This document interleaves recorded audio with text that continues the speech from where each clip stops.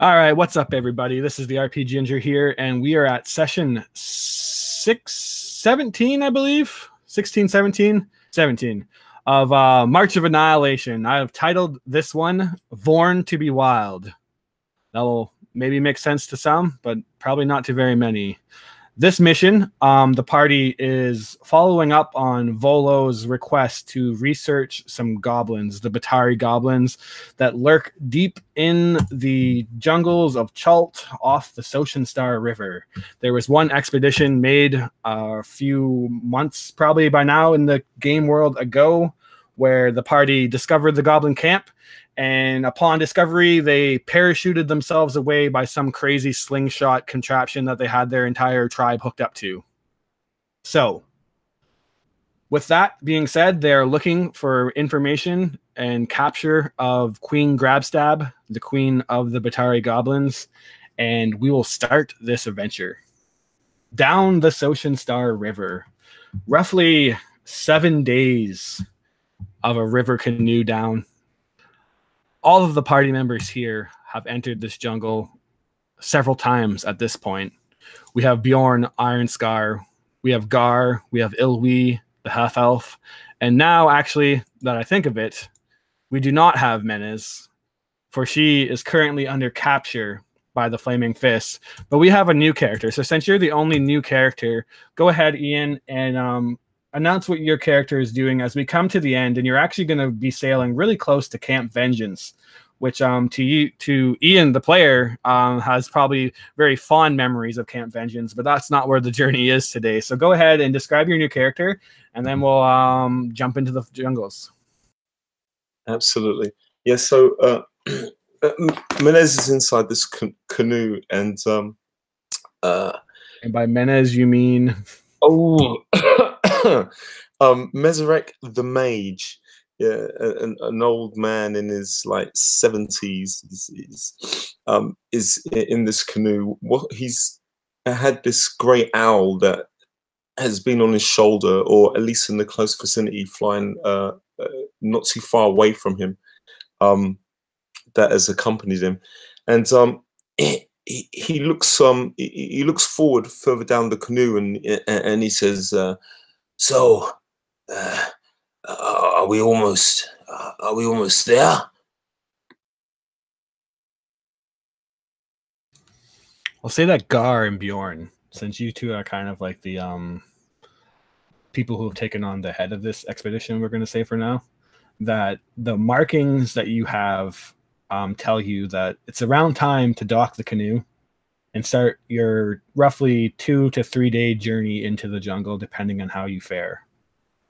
You know that about a half day's ride away down the river would be Camp Vengeance, but you've heard that camp has fallen to the undead scourge and that many were killed there. You doubt very highly that you want to venture off to that camp, so it's around time that you begin to shore up the canoe and look into the dense, thick canopy of the humid jungle.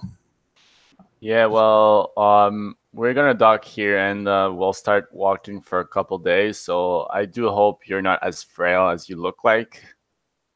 He sort of leans forward, having been in the boat with you a couple of days, and the looks that you've kind of given him, those sort of suspicious kind of looks and stuff that he's sort of just thrown off.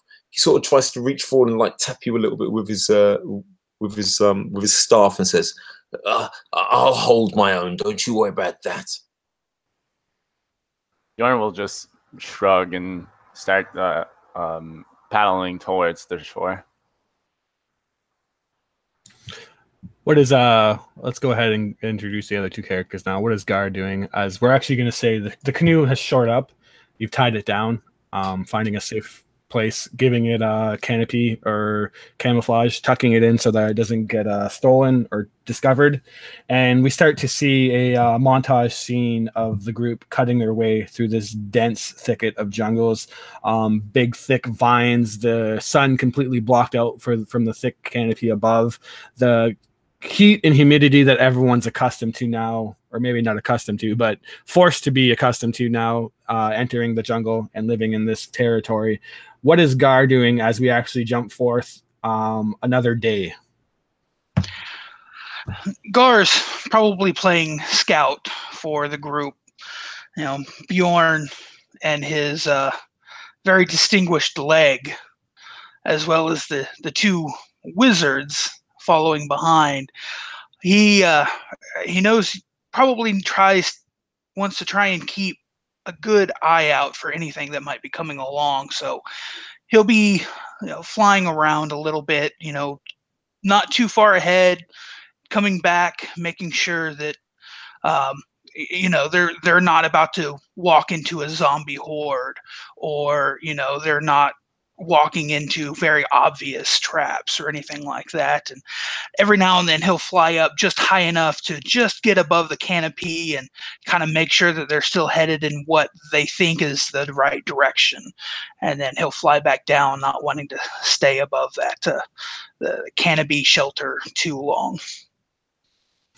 Absolutely. And you actually come across very little sources of undead as you go more western towards the Mistcliff Mountains. Now that many people have gone out, you start to get reports of where the undead are thick and vast in horde, and then some sides of the jungle where maybe their presence hasn't quite spread as far yet. And this western side of Chult near the Mistcliff Mountains seems to be a low populated area. We're going to go with that and jump forth another day and 2 days now of trekking through the jungle. You know that it's at this point that we should start to be on the lookout for goblin presence.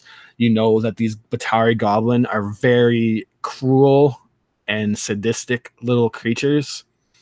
You would have heard that they like to capture and tie up individuals, binding them to trees and then dumping honey over their heads, and then letting the insects crawl up and eat them alive is one of their favorite kind of torture techniques. I will say that we'll introduce our last character. So Lionel or Elwie, go ahead and say what your character is doing, and then roll me your perception check. Okay, so basically Elwie gathered whatever little information he could get from the other adventurers that survived the previous expedition and the rumors, and he's looking around, trying to identify or notice tracks and evidence of the goblins' presence in the area. He's with his familiar. The familiar is flying from branch to branch on the trees, looking around in case something comes too close to the party. Absolutely. Go ahead and make me perception. Perception. 1d20 plus 7. 27? 16. Oh, 16. 16 is enough that we'll say you're familiar. It's a bird, you said? It's a hawk and has advantage on perception. So yeah, as kind of a hawk is flying around, you hear it kind of fly towards you and squawk out an alert.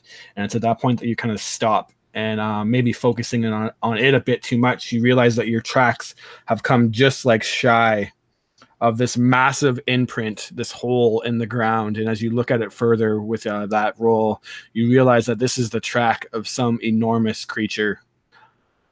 And you almost walk right into it without even noticing now, as everyone stops now, kind of bumping into each other and seeing this massive imprint in the ground. You all look around and you see that trees have been knocked over, broken in half, and then just massive footprints of some monstrous creature that's been stomping around over here.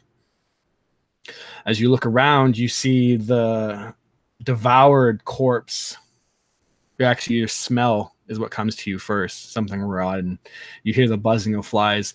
And as you walk over, kind of pushing past a little bit of a bush, opening up into this area, you see a triceratops with its entire rib cage just ripped out, a massive hole in it.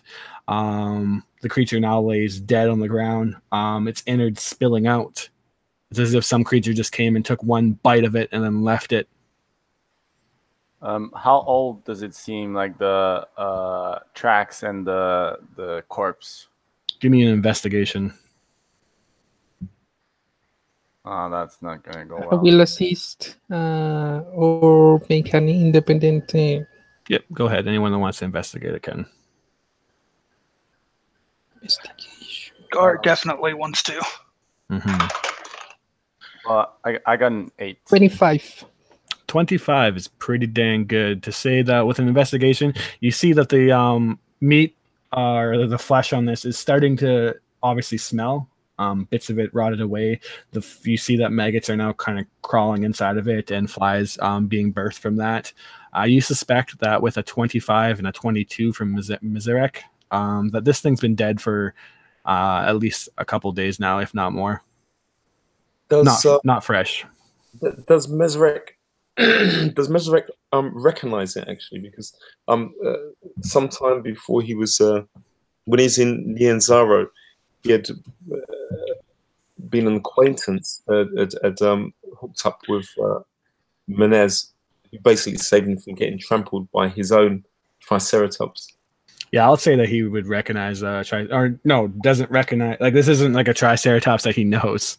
No. Yeah, absolutely.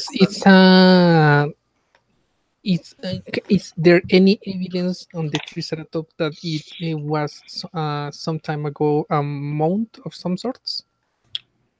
Say again, sorry?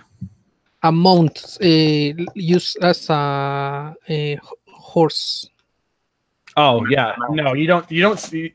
You get the distinct feeling with that high of roll that this was just a wild Triceratops, which isn't super uncommon. Is there any? Are there fangs on horns still in the Triceratops?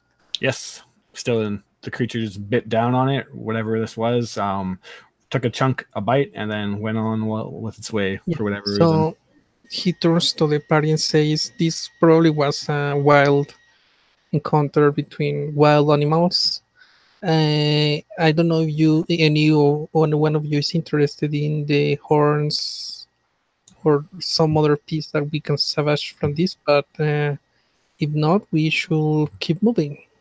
Menez says, Go for it. Mezrek says, get him from his knees up with his staff, putting his weight onto it. He says, we have no time to take samples now. The young wizard says, so from here, which way do you suggest we head out? Is there any tracks around the creature? You guys can give me a perception, or I guess with your investigation. Directly around the creature, you do see a couple of tracks but like scattered and mixed in race. I don't want to say race, but like what it was. Like, you suspect that other creatures have wandered in and maybe picked at this creature as like a free kind of meal. But you don't see any distinct tracks right here and now that represent like, hey, there's a goblin path, even with your 20-some investigation. Okay.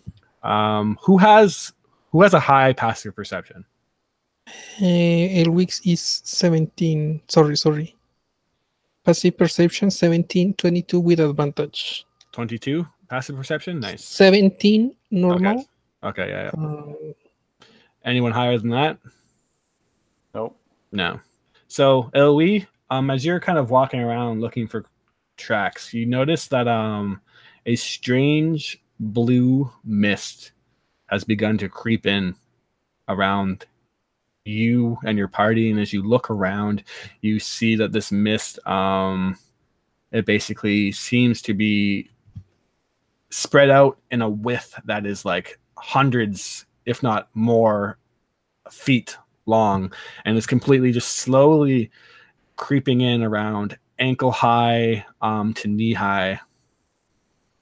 I warn the others, and would I consider it magical or some other kind of threat that will make us be on our... Do you have a way to detect that, or Well, Okay. he can magically. He will able to cast detect magic, okay? If you want to but cast that, since he does not have it memorized, it will be ritual, so he will just rely on his arcana expertise. okay. Mezrak, you got something to say? I was just wondering if any of us would have possibly heard any rumors about this type of blue mist from So adventured out before. Sorry. basically, what I'll say is that if you guys want to make checks to discern what it is, then it's going to start to overcome you guys. But if someone wants to try to deal with it right now, then now would be the time to say that they want to do something. But if you're going to make a check on it, it is actively coming towards you. So Elwick will warn the others and climb a tree. A sturdy one. I would like to know if it's the same mist we had in Nangalore, or if it looks the same. Blue. Yeah, I believe now that you mention it, that you did encounter a very similar mist. Okay. Then Bjorn will tell the other members of the party that the mist could be dangerous, as he has encountered something different, and that they should get the fuck out away from it. Gar is going to take pretty much right up into the air, trying to get away from the mist. All right, Mezrak and Bjorn, how do you address this issue? First thing, Mezrak is just turning on his heels and starts like stumbling away on his, and he's seeing as he's not making good ground. He wastes. He casts. He says, "Coral Sadar," and he begins to levitate up off the floor. Excellent. What about you? How fast is it moving? It is going at about 20 feet per turn. And it's staying on the ground? From what you can see, it's about knee high, given parts, but okay. Yeah, I guess I'll climb a tree as well. All right. So tree climbers, give me a quick athletics check. I believe that is Ilwi and Bjorn. To use my climbing kit, I need some time, right? Yeah, absolutely. You weren't prepared for that. And did you cancel out your disadvantage on dex checks yet, or did you cancel out the other one? I can't remember. I canceled out my movement speed, half speed. Okay, so this would be a disadvantage then for sure. Okay. Would Gar be able to help him? Isn't it athletic? I thought it was dex. Okay, misheard that. Then it's pretty bad. Athletics or acrobatics? Acrobatics, sorry. I don't know if I guess climbing would be athletics, you're right. So athletics, and you're not at disadvantage, sorry. Sorry, Charles. That's fine. So I got 21. Yep. 12. 12? Okay. So with that being said, this blue mist, odorless in smell, and its vision knee high, you begin to realize that what you can see, there's more to this mist than meets the eye. And I'm going to need a con save from everybody but Gar, although those that levitated and climbed well have a better DC. So LB, your DC is 13. The other two is at 10. Con save. I got 14, so I'm good. Yeah, no, 17. 17? Yep. And then just on LB. 16. 16. So you guys are all good. And basically, as you climb up into the trees and realize that it actually, this mist itself is about 20 foot high in its poisonous effect. Also, you begin to climb as high as you possibly can, getting out of the way.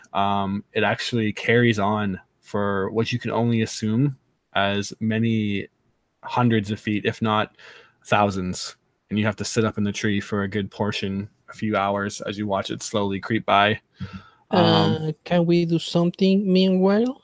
Yep, definitely. Okay, so 10 minutes to ritual cast detect magic. Mm-hmm.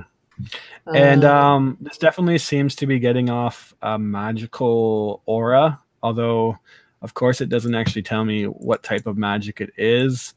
But let me see if I can discern it myself.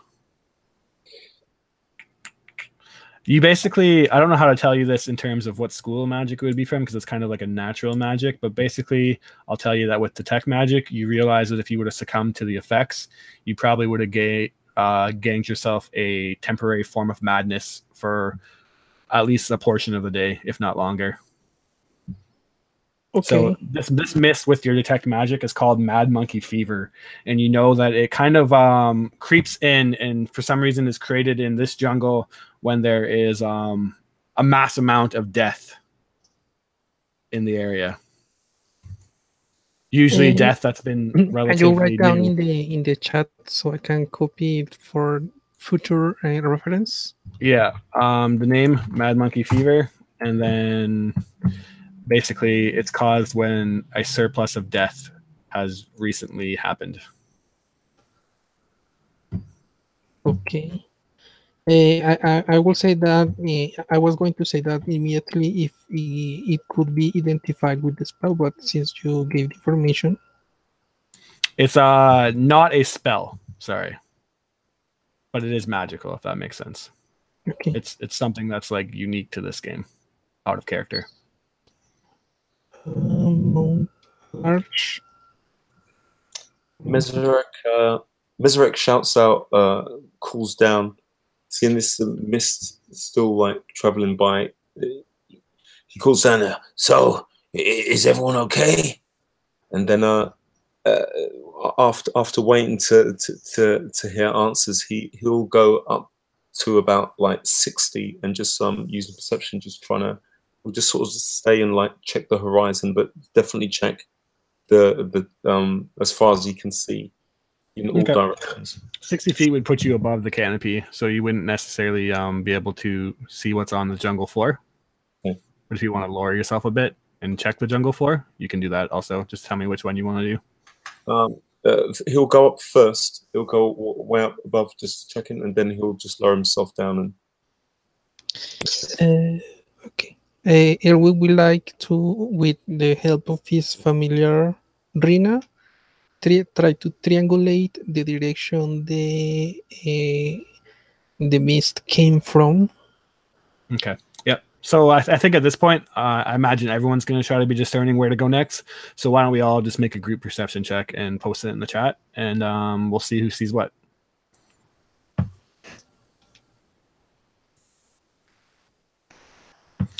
As we have Gar flying above the canopy, I imagine, checking things out. Ilwi and his hawk also flying around. We'll say that Mesrek and Bjorn take to the bottom.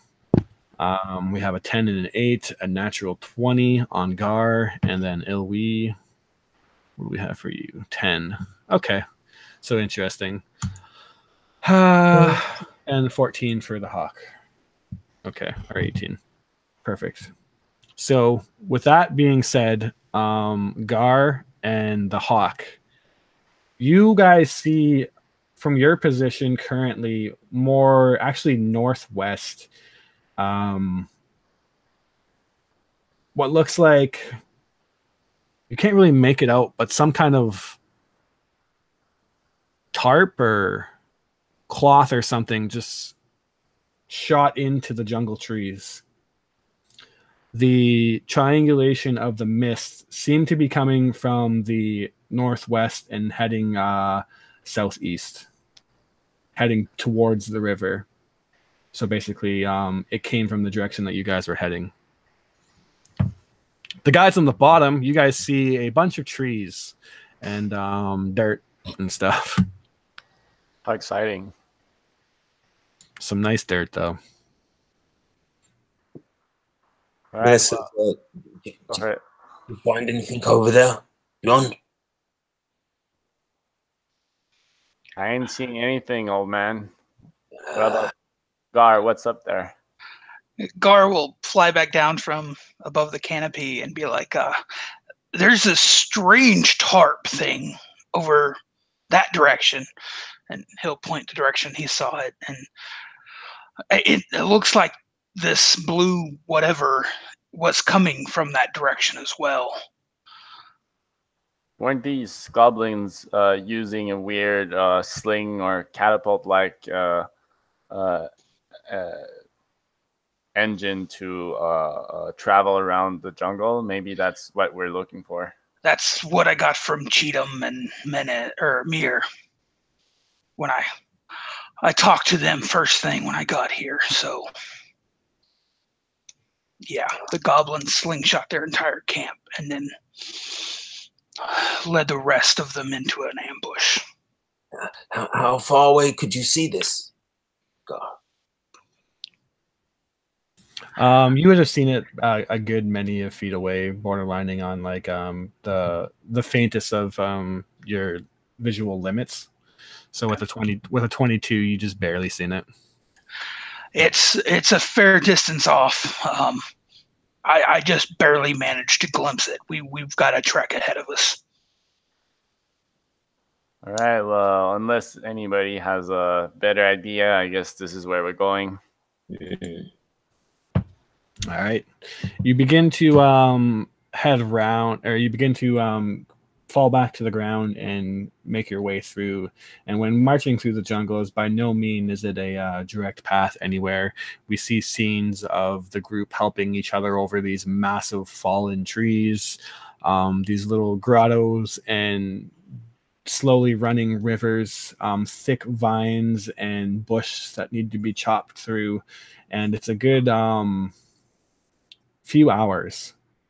You're losing daylight fast, and it's at this point that chopping your way through, we'll say that our high passive perception sees some form of like yellow tarnished dried up cloth just hanging above in the tree line, kind of creating this little hole punched shadow from the canopy. You just basically see all these little like holes of like probably bugs eating through this cloth material, and you look up and you see what looks like just some massive sheet of cloth just strewn into the jungle trees.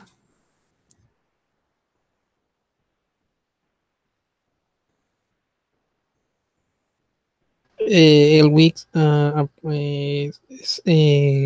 signals the group to keep quiet, like shh, and tries to stealth around to see what is in there with a 25. All right. As a stealth? Yes. Okay. Yeah. So you disappear into the jungle canopy, slinking away, unheard, unseen by pretty much everybody. What's everybody else doing? Menace turns to Gar and Björn.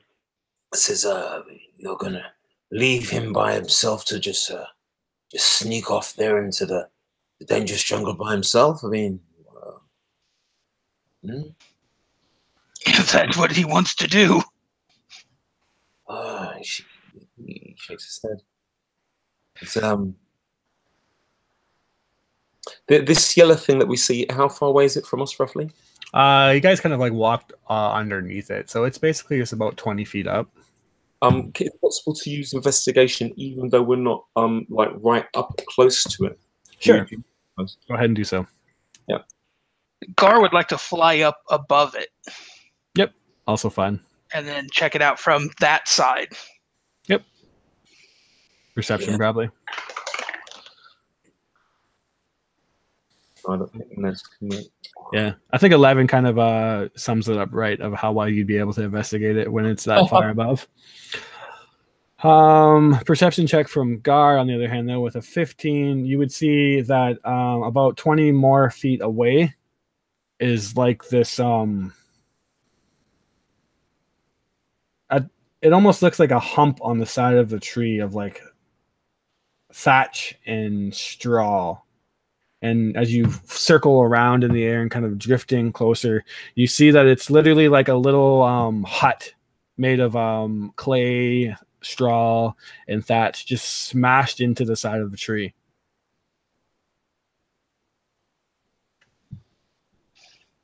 Would I be able to tell if this was like a landing or crash site, possibly? Yeah, you're getting the distinct feeling. And then as you kind of fly around even further, going back down, you actually see a goblin with its head completely skewered through one of the branches, basically from one ear out the other, and it's just hanging lifelessly from the tree.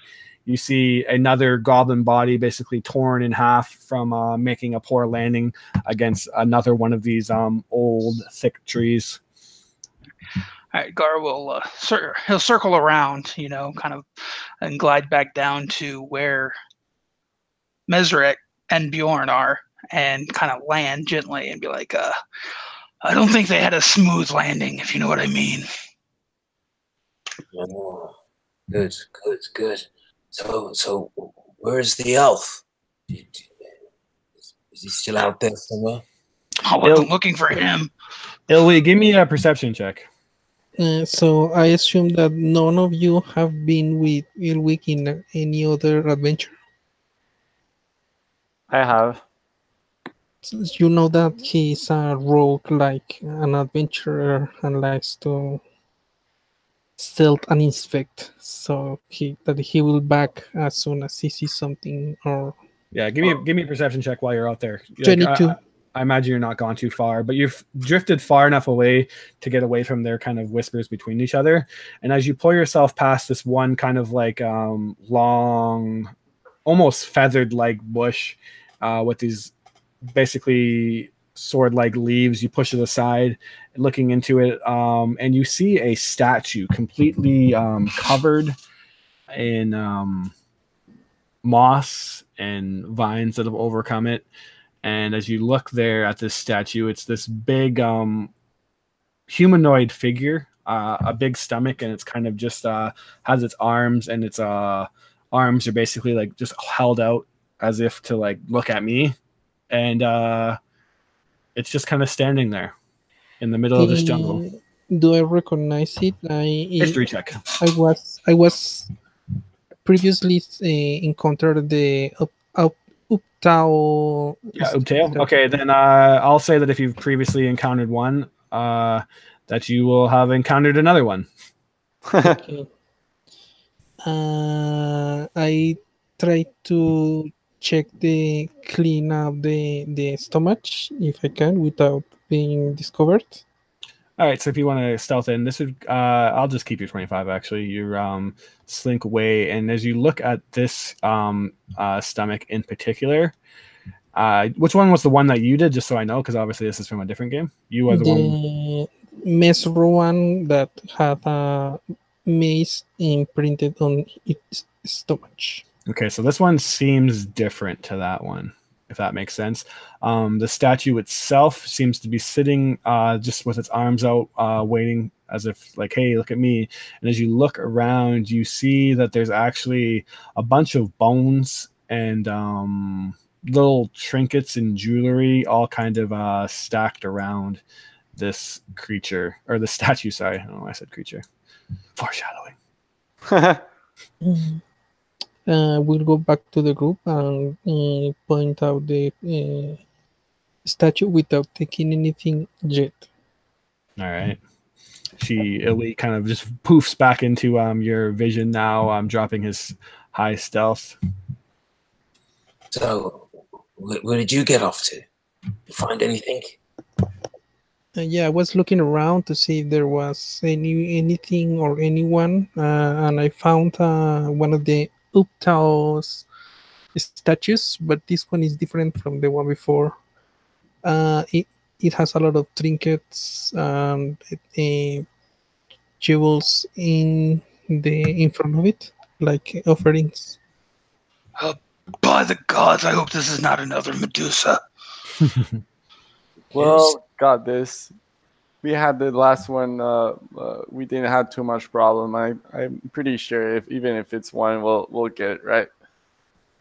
Tell that to Fletch.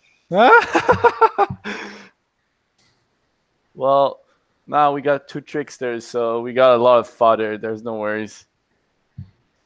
Tricksters? Mesrek whacks you against the side of your leg. I told you before, watch your mouth. He says, Well, he looks round to Eloig and says, it looks you're smart enough not to have picked up any of these trinkets that were Yeah, around. yeah, I know there it's if they're offerings, it's better not to mess with that unless we are in dire need.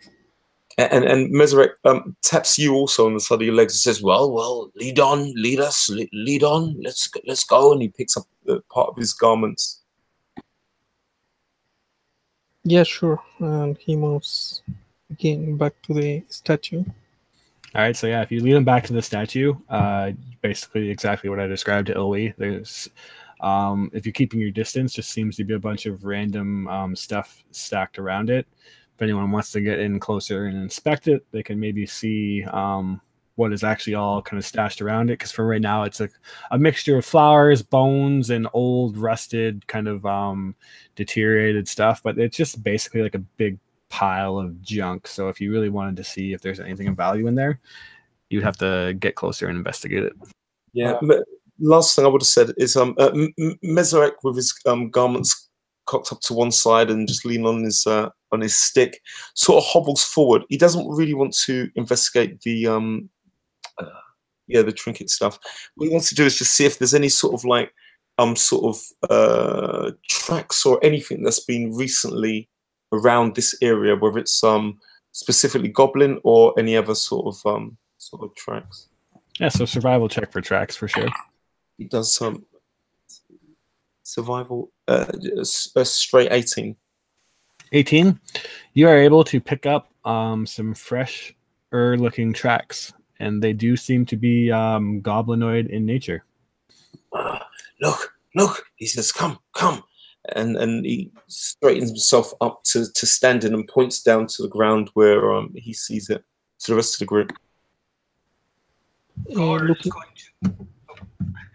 going to grab some of the bones and just shove them into his bag. All right, just the bones? Just the bones. Okay. It looks for traps. On the statue, go ahead. Investigation. 10. 10? Investigation? Investigation is different, sorry. Plus 9. Whoa. 28. 28?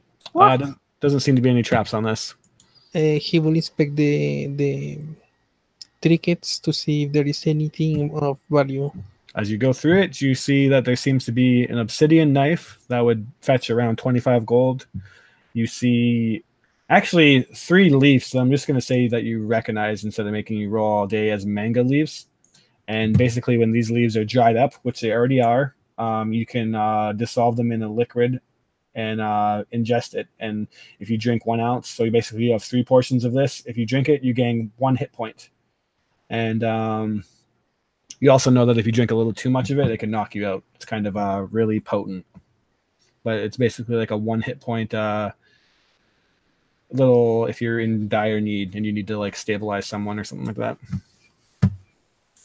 And you found 3 of those, and then the last 2 things that you found is a vial of liquid, potion-y like, good description, and then a mask of what looks like a boar, and it has these big tusks, and it's made of wood, and these big black tusks that come out of it, and then it's really ornate and tribal in design and very colorful. It looks frightening but beautiful at the same time almost, and there's blood stains on it, but you see that there's actually 9 gemstones encrusted in kind of like the peaks of it. And each gemstone looks to be about worth 10 gold, so a total of 90 gold on the goblin mask if you were to grab it. Okay, so identify, detect magic? Detect magic? Yeah, the... No, actually. Interesting. This isn't magic. No magic. Okay, he takes without touching anything with a branch or some sort of a pole. He will put all that in a sack, Okay. and if no one else complains, he will move along with the party with all that. All right. And what did you grab? Sorry, what did you put in your bag? The obsidian knife, Okay. Yep. the leaves, and the potion. Okay. Yep. They're all yours. You're leaving the mask alone though. Well, since there is no magic, he will like to grab it, but it's too suspicious because It's pretty big and bulky. Anybody Yeah. else want this mask? Otherwise, I'll take it. It's yours. It's yours. And Mesrek starts trying to follow up, taking just slowly towards these tracks of the goblins. All right. Bjorn will follow. All right, so you begin to follow your tracks through, and as you follow them, it's like the goblin village just came crashing down at a high velocity as you walk through, and it's kind of like it unfolds this tragic story for you, Mezerak, as you see like goblin, or maybe not tragic because they're goblins, but like they're just like skewered into the trees, bodies badly broken, arms dislocated from hitting rocks. These goblins just flung themselves thousands of feet through the air with really no landing pad whatsoever. And you come across at least like 20 to 30 of these goblins just wrecked in horrible different kinds of natures. Do the corpse look old? Not that old, but like some are starting to rot for sure. You know that this happened like It's not from today. Like it's from no. Yeah. This is from presumably when Thea and the gang, like shortly after, the goblins didn't stay in the sky for very long, although they traveled an impressive distance. All right.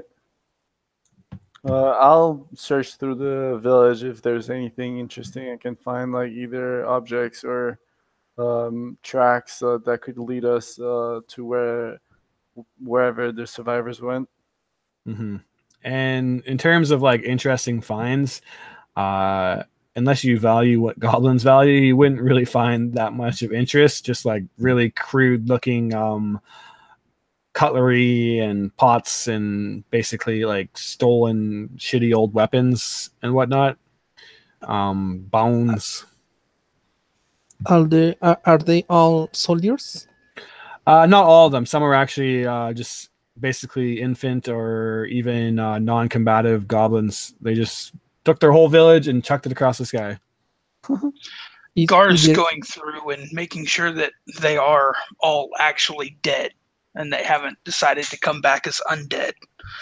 And so every now and then you'll kind of see him take his quarterstaff and just kind of detach a head just to make sure. Is there a word for So again, you cut out on me there. is there any reward for goblin ears? You might be able to fetch a reward. I don't think there's any posted right now, but the more stuff you bring back to Volo, I guess he might throw you some gold pieces. He was interested in how these goblins basically interacted with the world, so maybe reporting back that their catapulting technique maybe needs a little bit of work and refinement. Okay. Sorry for the interruption. The bones Gar found, they were goblin, right? I'm assuming. You didn't really check.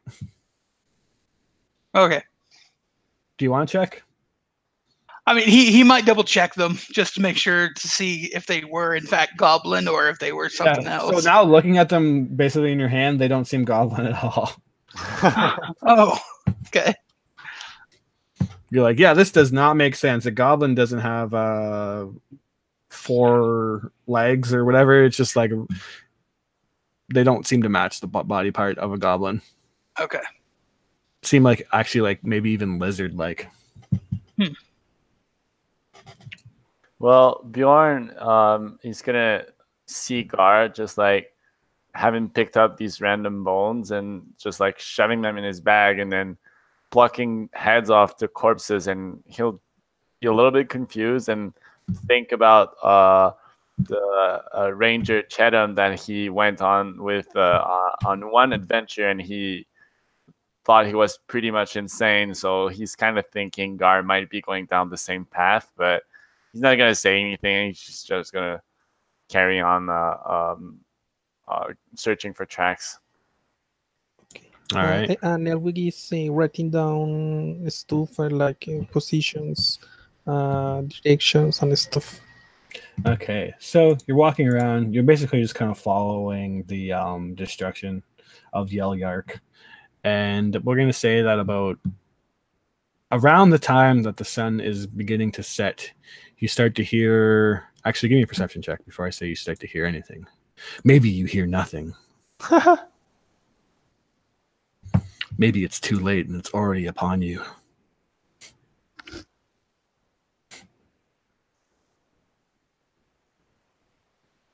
Natural 20, nice. So without anyone else having to really roll, you hear a faint, very faint Ilwi. Only your half-elf ears hear this, but it's a faint.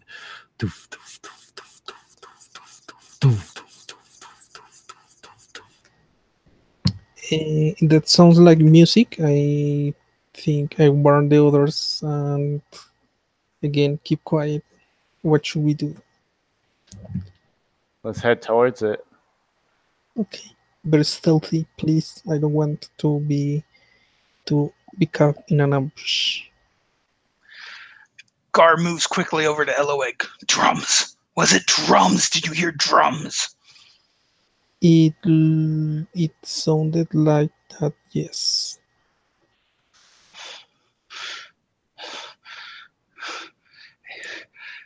And Gar just flies up into the air. You see this kind of serene vision as the skies now are beginning to fade to the light. It's just like this purplish orange sky, and he just kind of poof goes up into the canopy. You fly up above Gar, and you just see the last rays of the sun basically peeking over the mist cliff, and yeah, you know that the sun will soon be setting. As you look around, though, I imagine that there's kind of that like rushing of blood through your entire body, immediately filled with anger. You're looking around and you don't hear the drumming at all, just because you're so filled with emotion at this point. And he's just looking around frantically. Where are you? And he looks around for several minutes before he doesn't see anything, and then he flies back down, and it's like, Gartherdom, we need to be on alert. I'm gonna kill it. Mesric says, Gar, what bothers you? What is this thing with these drums that we can hear from there?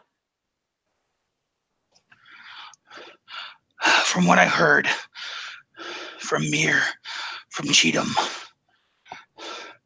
the goblins use these drums to summon Gothardum. He killed Thea. Mesric says, from what I heard in the city, these rumors of a huge creature. I did not think this was real. Just I guess you'll find out, won't you? How long have we been up and around? Is this? I mean, have we been up like, do we need to take a break, or is it like we can go on? That's really your own discretion in terms of the current level you guys are. Unless something really problematic appears, I'm gonna not really make you do any more exhaustion checks. Obviously, if you really push yourself through the entire night and then carry on throughout the full day, that might be a little more problematic. But the sound that Ilwi hears is at least in his audible range. So. And is it getting louder, or is it just a consistent sound? Something's just begun and it's just a consistent. It's not getting any louder. It seems very faint. Let's be careful, but head towards there and see what's going on. Because at one point we do have a goal with this expedition. So let's try and accomplish that. Yes, he says. Do not let fear take over your hearts. And on that, Bjorn will start walking towards the sound. Wait up. All right. Ilwi, a little less stealth this time. What's everybody else doing? Just approaching or? Stealthily as well. All right. I guess this will probably be a group roll then if everyone wants to stealth. And we'll take the average of the party.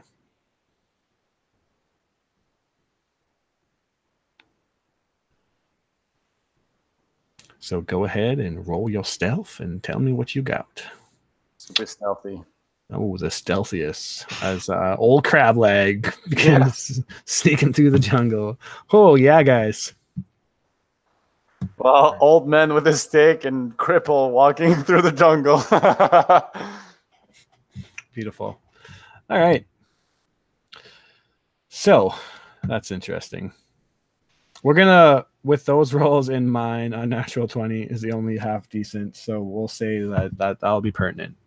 You guys begin to, obviously your characters don't necessarily know that you're not stealthing as good as you should be, because as far as you know, you're not really making a sound, and you get closer and these drums begin to get louder and louder, not in the sound, but the closer that you grow to it, just this constant droning.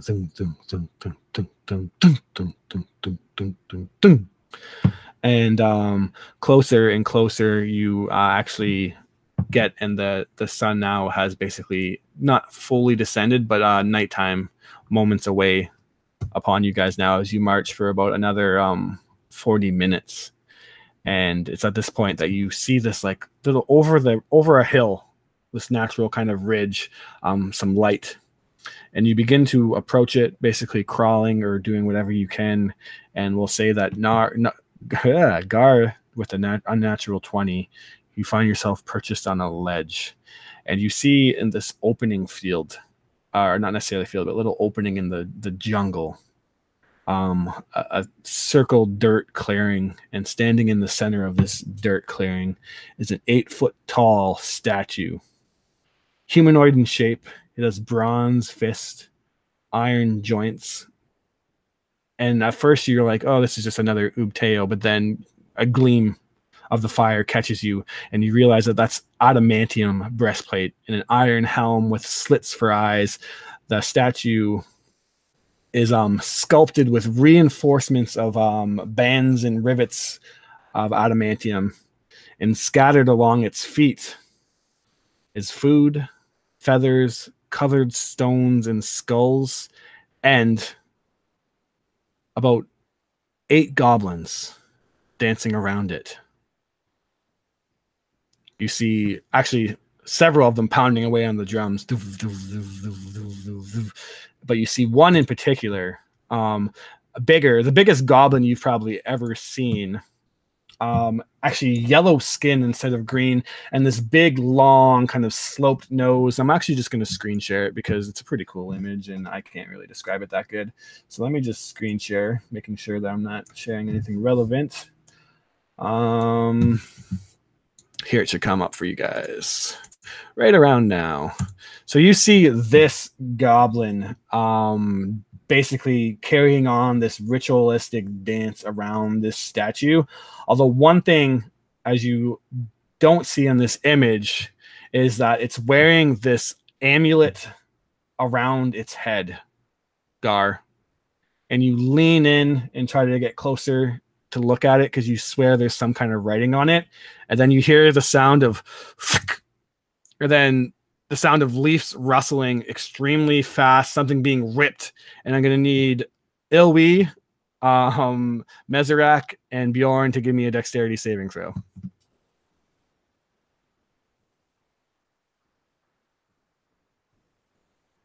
I got 17. Nice. 18. Nice. 18. Oof, you guys are quick. You guys are dexterous as you realize that your leg has basically stumbled into this lasso like catapulting trap. You quickly pull your leg out and the rope sinks down trying to grab onto what would have been your foot and then rip you into the sky. But as it does so, you hear that also the kind of jingling and scraping of bones that have obviously been a sound of alert just ricochet up into the sky, and then the trap kind of just bounces there, obviously holding nothing. The goblins begin to stop. Grabstaff holds up a weapon, and this actually shows her as holding a quarterstaff, but what she actually holds, Gar, is what looks like a tooth. A tooth of a very large creature.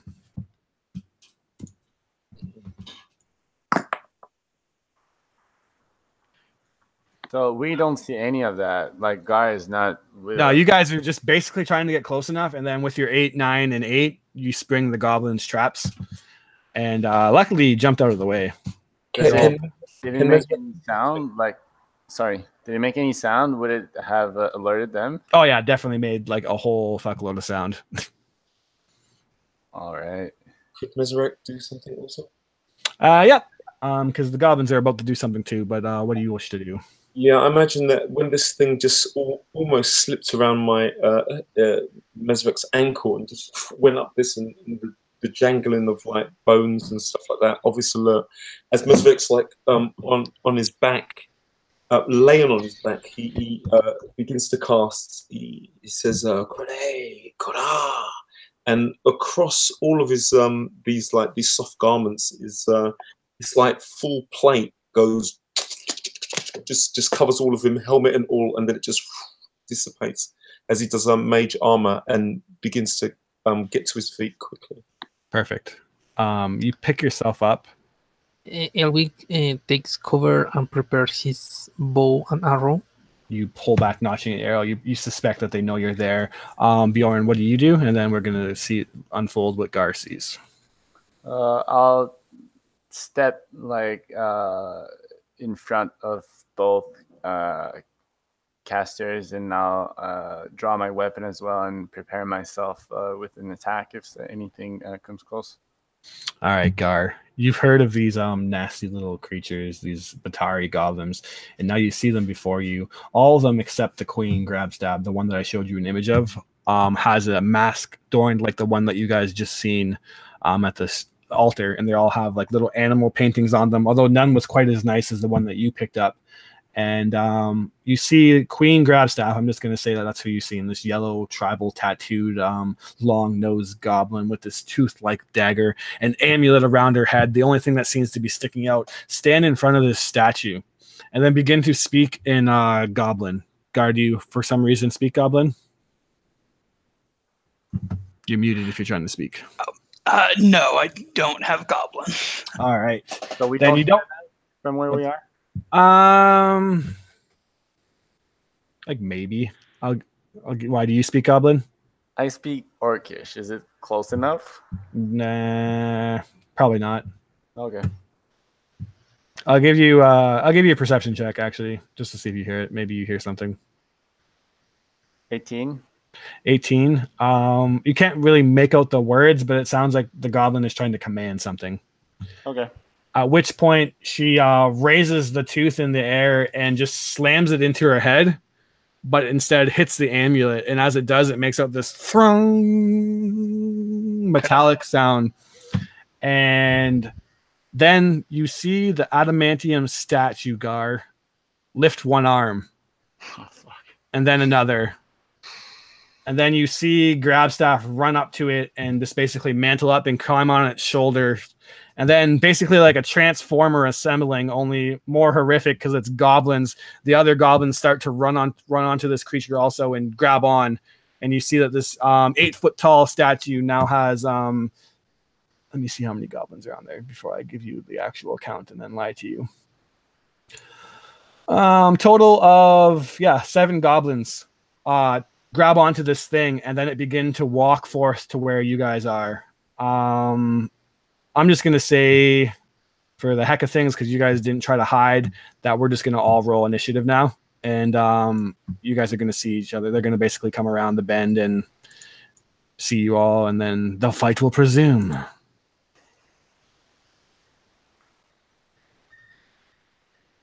That is not what I want, though. Okay.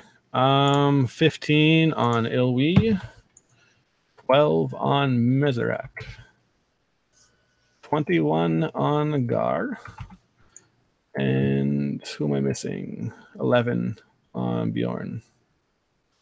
Okay, and give me a couple seconds here because it grouped all those guys together, so I gotta break that up a bit, or that's gonna be a nightmare.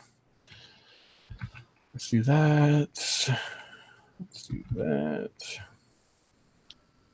And then let's put another roll here, and that should be good. So, Gar, you would assume that you'd be quick enough, but apparently Queen Grabstaff rolled a 22 on her initiative, and she basically begins to slam on top of the head of this statue, and it begins to boof, boof, boof, walk before you. And we're going to say that it was Bjorn that she sees first. And I just got to make sure I'm not messing this up really quick. Okay, that's how it works. Perfect. At which point she is going to reach on her back and chuck a javelin at you, Bjorn. Rolling a 22. A natural 20. Yikes. That's how we're going to start the fight off. That hits. All right, 11 damage. She pulls out a javelin from her back and flung, chucks it right into your chest. Luckily, on this mount, she doesn't get her second attach though, or her attack, so she is done, and that puts Gar up next. How far off are they from us? Well, they're right on top of Bjorn now, so Okay. I'm going to say within moving distance from you, and Okay. they're all nicely lumped up now that I think about it. I was like, they are pretty much all in that one creature thing, aren't they? Yeah. All right. Gar is going to use his Hexblade curse on that creature. And so he basically curses the entire creature and anything on it. So, and then he's going to attack, and he is going to use a flurry of blows using a key point. Okay. And who are you going for? Is there a difference between the queen and the goblins and the statue, or? Yeah, they're all separate entities. Okay. They're just, the goblins are just basically climbing on it. You know that you've heard that Batari goblins like to do a thing called goblin stack, where they literally just like climb on each other's back. This seems to be a modified new evolution of the goblin stack. Okay. Then I'm going for the queen. All right, go ahead and do so. All right. First attack is a 24. That's gonna hit, but she's gonna use her reactionary ability. And as you come in, what are you hitting her with? Your fist?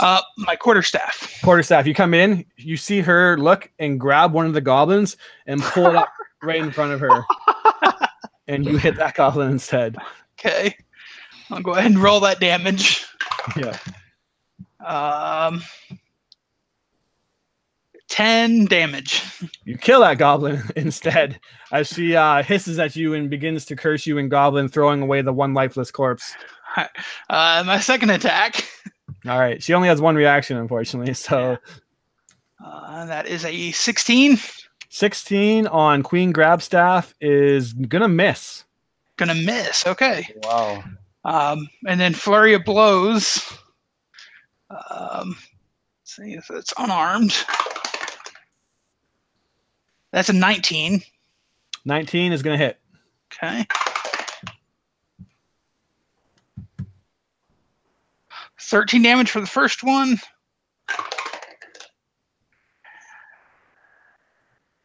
17 attack for the second attack.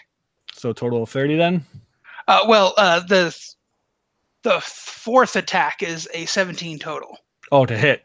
Hit. Yeah, that just hits. That's her AC. Okay. Another 13. All right. So total of 26 damage. Begins to fly. You basically just go into your flurry of punches. And what you see is this iron statue of adamantium instinctively reach its arm up and begin to start deflecting some of the blows in defense of Grabstaff. And she only takes half the damage, and the other half goes on to this shield or this guardian that she has now somehow acquired. Okay. And I am using my open hand technique, so she can't take any reactions until the end of my next turn. Nice. That is crucial. All right. And next, then I'm flying about 20 feet away. all right. So that would be Oppie attacks then? Yeah, that's it. Okay. So opportunity attacks from 6 Well, they can't attack. You only used it on Grabstaff. I'm confused. Okay, yeah. If they're in range, then yeah, they would. Yeah, most of them would. It's kind of all on top of each other. I'll maybe say that not all of them are able to hit you. So I'll say that 3 goblins and the creature strike at you, and the other 3 aren't able to do so. So the highest attack is 20, which is going to hit, but then a 15, I'm assuming, misses. I'm going to use a reaction to cast Shield. Okay. Does that boost you above 20 then? Yeah, that puts me at 22. All right, and then finally the reactionary thing from this statue creature misses also. You're able to dodge all the attacks as you basically cast this magical shield armor. Flying away, nicely done. You fly how far? 20 feet away. 20 feet, okay. That's enough for the goblins on the back to start short bowing at you at least. Although I wish they didn't say that they did that, because you have a 20 AC now. Or 20 what? 22. 22. Well, I'm going to counteract that 22 with a natural 19 plus 4 for a 23. And the second goblin's going to roll a natural 20. So I laugh in the face of your shield, apparently. 13 damage from the crit and only 4 damage from the regular strike. All right.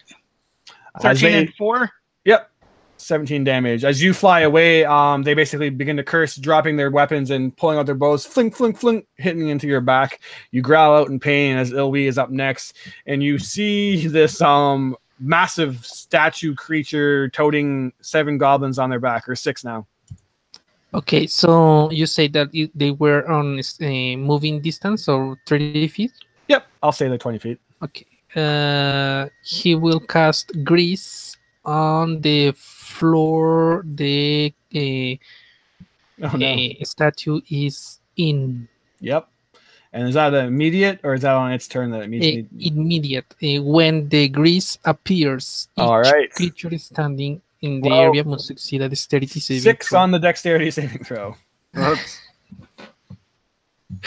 he will use his movement to get away from the creature and take cover on a nicely robust tree.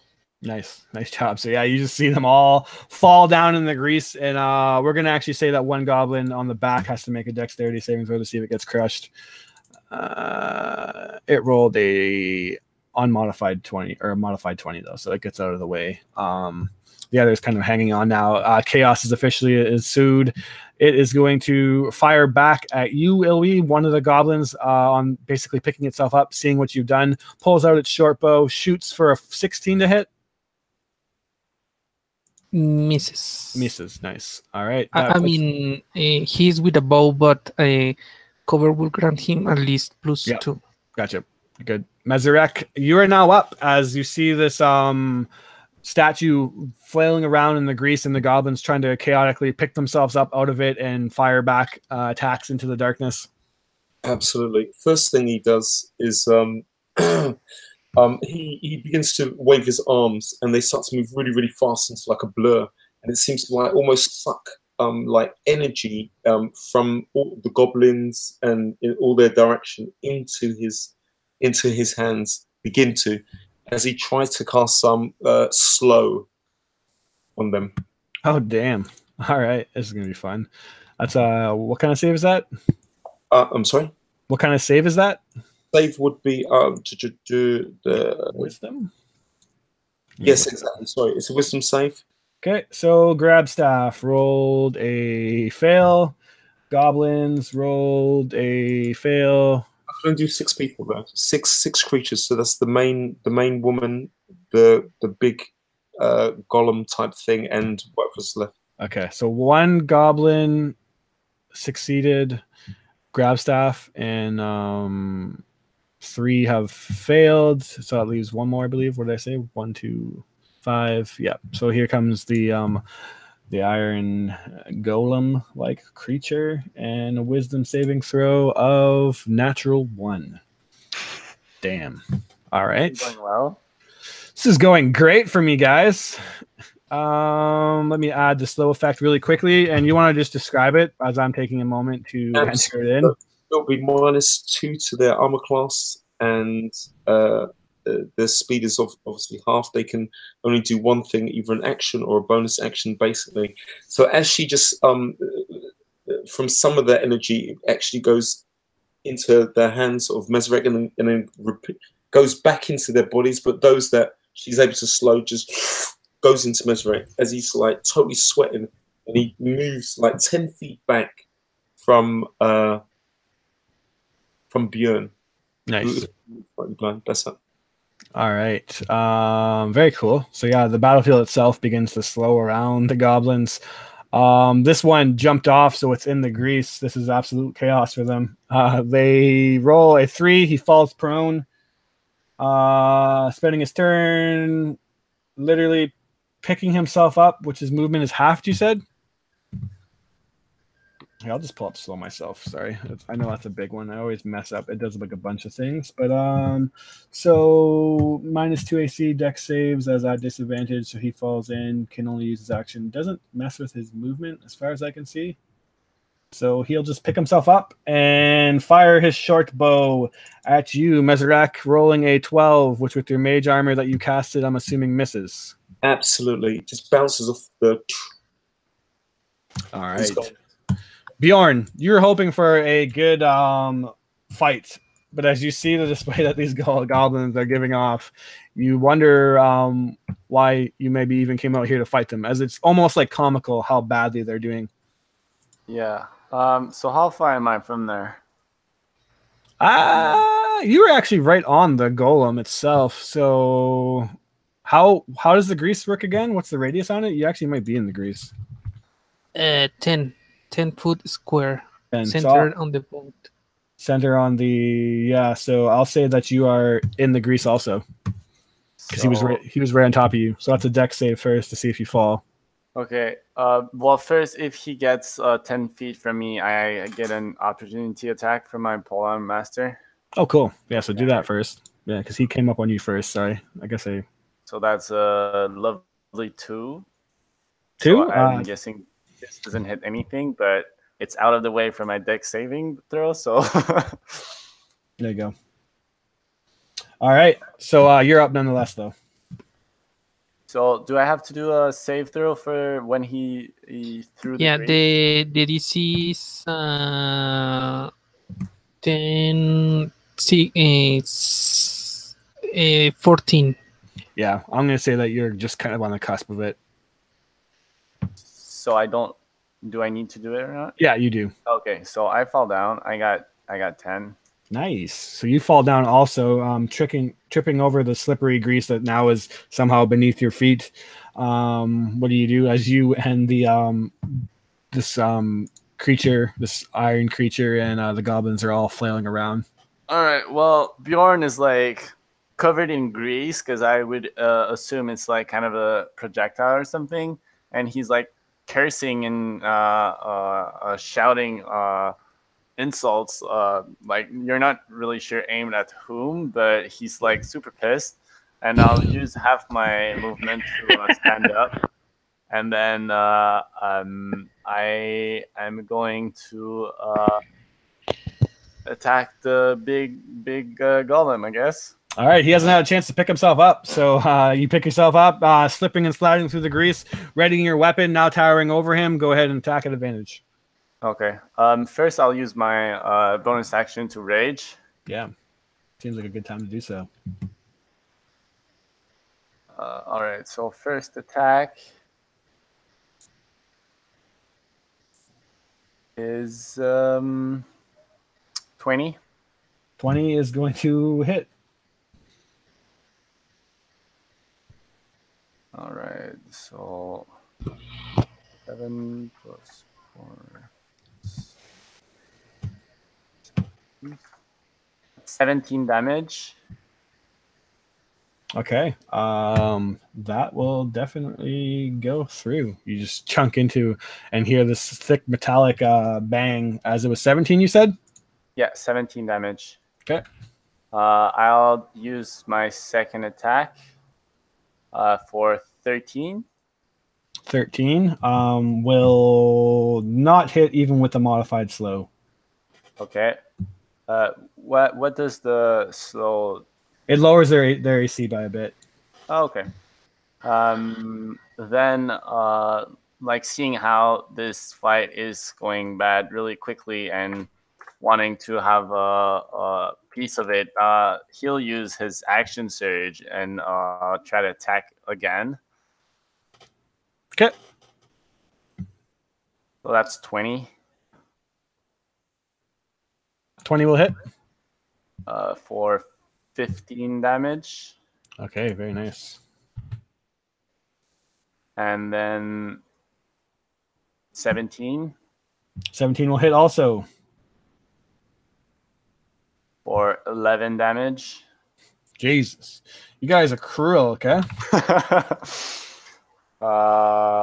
And yeah, that's then I'll like step back just enough to get out of the grease. Yep. And that's it for my turn. All right, he picks up himself, and as this big iron creature, adamantium creature, picks itself up, you see that the wounds that you just did to it begin to unbend from its armor, as it seems to have some regenerative abilities. It hasn't obviously regened all of the damage that you've done, but it has healed a bit of the damage. It picks itself up now, and is it at the start of its turn? Oh god, or at the end of its turn? It's at the end of its turn, I believe. If it's any if it changes anything, I did some amount of radiant damage. Should I mention it or? Radiant damage, I don't think affects this regeneration. It does not. Okay. All right. It's at if it enters or at the end of its turn. Okay, so yeah, it's already entered at this point, so that doesn't apply. So if it ends its turn, it'll have to make the save again. But it instead is going to pick itself up and also follow you, Bjorn, out of the grease and try to attack you. Just seemingly like with no obviously emotion or means, that just like a robot is droning forward, and then just two powerful fist attacks slam into the ground near you. Oh my god, natural 1 misses, and holy fuck, a 5+ mod. So I'm gonna assume a 12 also misses. Just the thing, I would step out of the grease, but like not go away. So if he like either he goes around me or to the side to get out of it, but otherwise if he's going straight for me, he doesn't have any choice but to be standing in the grease. I imagine he'd go to your side. Okay. And since he gets into my 10-foot range, I would get an opportunity attack as well. Yeah, because your turn's over, so technically it's a new turn for you to do that. So go ahead. 24. Yep. 11 damage. 11 damage. And I cheated, because I'm not technically allowed to attack twice, am I, with slow? I'm only able to, or it just says use the action. Yeah, okay. I didn't cheat. But it will make a wisdom save at the end of its turn to try to break that. What's your DC, Mezarek? I'm assuming it's not a 2, so hold your fire. DC is spell save 15. 15, yeah, it did not do it. This goblin will shoot a short bow at, we're going to say, roll a dice here because it's just literally no strategies. And that's at you, Gar. It turns around and lights you up for an 18, which I believe your shield's still in effect, right? So that misses? Yeah, and I think it's until the start or end of my turn. So yeah, still in effect. He's slowed, but he will make a natural 20 wisdom saving throw and no longer be slowed. Actually, he wasn't even the one that was slowed, so I just wasted that natural 20. Beautiful. Queen Grabstaff is now up and angered by the obvious ambush on her remaining tribe. She will jump off and land basically on your flank, Bjorn, and try to stab into you. Fucking missing because I'm just rolling abysmally now. And I rolled 2 back-to-back 3s, so that's not going to make anything happen. And wisdom saving throw to break the slow. Come on, natural 4. This is going great. Car, you're now up. You really are aiming for a 2-hour game. Yeah, this is how I get my 2-hour games. All right, so it was the adamantium statue that looked to have repaired itself during the last turn? Indeed. Okay. I'm assuming Gar sees that, and when he does, he looks at it and he's like, Hoar prepared me for such an encounter. And then he turns around and he's going to cast Chill Touch on the statue. Nice. All right, go try and hit. All right. Let's see. What does that do? Hurts them and stops regeneration for a turn. Oh, sweet. 16? 16 only hits because of Mesorak's slow. Oh, that's awesome. All right, so 2d8 and...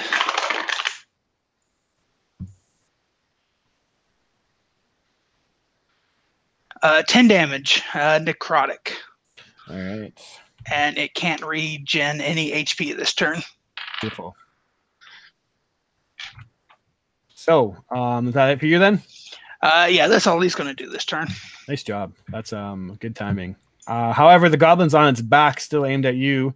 Your shield kind of diminishes now, and they shoot 2 bows. Again, 10 to hit, obviously missing, and the other one rolls a 12 to hit, obviously missing. That ends their turn, but these guys are one of the ones that are actually slowed. Natural 2 on the save and an 8 on the save, so they're still slowed. Ilwi, now you're getting your mileage out of that slow spell. Ilwi, what do you got? Okay, so first, did Elwi see when the queen smacked her hat for the golem to start walking? That's what it seemed like to you. You can make a check, and it'll depend on what you roll. I imagine it's Arcana. Yeah, you can do that. 15. 15 is actually just enough to realize what you probably think it is. Okay. It is a shield guardian. How the hell it's out here in the middle of the jungle, you don't know. But that amulet around the goblin's head is somehow an amulet to controlling a shield guardian. And as you actually now study it, you see that etched on the amulet itself is the 4 letters VORN. Vorn? Yes.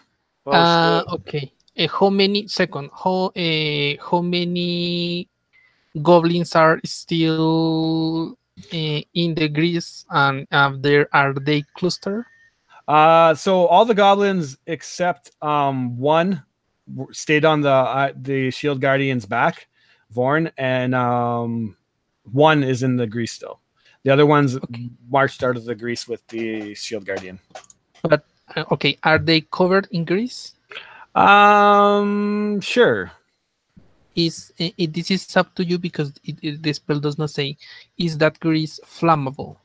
Now, previous to any time before very recently, I would have always said yes, but I've recently seen a Sage of Ice where Jeremy Crossford exclusively says that grease is not flammable. So, we'll go with no. Sorry. Okay. So I want to hit as many as possible, many goblins as possible with sorry? Fireball? No, not yet. Ice knife. Ice knife. Okay. Interesting. That's not as bad. Not the queen. Not the queen. So I would say the best bang for your buck is probably hitting the shield guardian. Okay. And then that will burst on the 4 on its back. Okay. So that, and will he have time to shoot take down the goblins and the queen first to his teammates? The golem is controlled by her, Yes. or is that too long? You want to relay that information? You could probably shout it out. Yes. Yeah, you can yes. shout that out. Okay. So that is 25 to hit. 25 to hit definitely does so. So do the initial damage, and I'll start making deck saves. Okay, so that's 1d10. I have to look this spell. Yep, I believe that's right. I can double check for you if you need me to. Ice Knife is 1d10 and then 2d6 at higher levels. Oh, that's a regular spell. So 1d10, then 2d6. 1d10 to the golem, 10 points, and 2d6 for the golem and the others. Okay. Yep. 2d6 to the explosion, 10 on the knife. 7. 7. Okay. Cool. And what's the ice knife damage? Yeah, ice damage 7 and Okay, 1d10 gotcha. 10.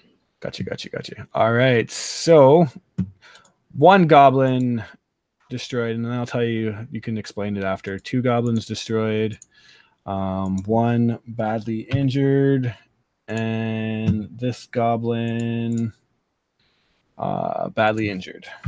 So you kill 2 goblins and badly maim another, if you want to describe what that looks like. Yeah, the ice knife flies directly towards where the eye cluster and hits the golem and then explodes in a cold wind. Sorry, and the 2 goblins that go down drop frozen in place, holding whatever they were holding, and I guess that's it. All right, very cool. As the ice kind of goblins fall off their back and shatter, you see that one that is badly maimed, ice on its shoulder. It kind of yells out in pain, readies up its short bow in a last-ditch effort to hit you, but apparently I'm just not going to roll over 10 for a little bit here. You're fine, as Mesrek is now up. Absolutely. So Mesrek tries to keeps his concentration as the sweat's like begin to pour down his face with this slow. And I can't do 2 concentrations, but I can do a concentration in another spell.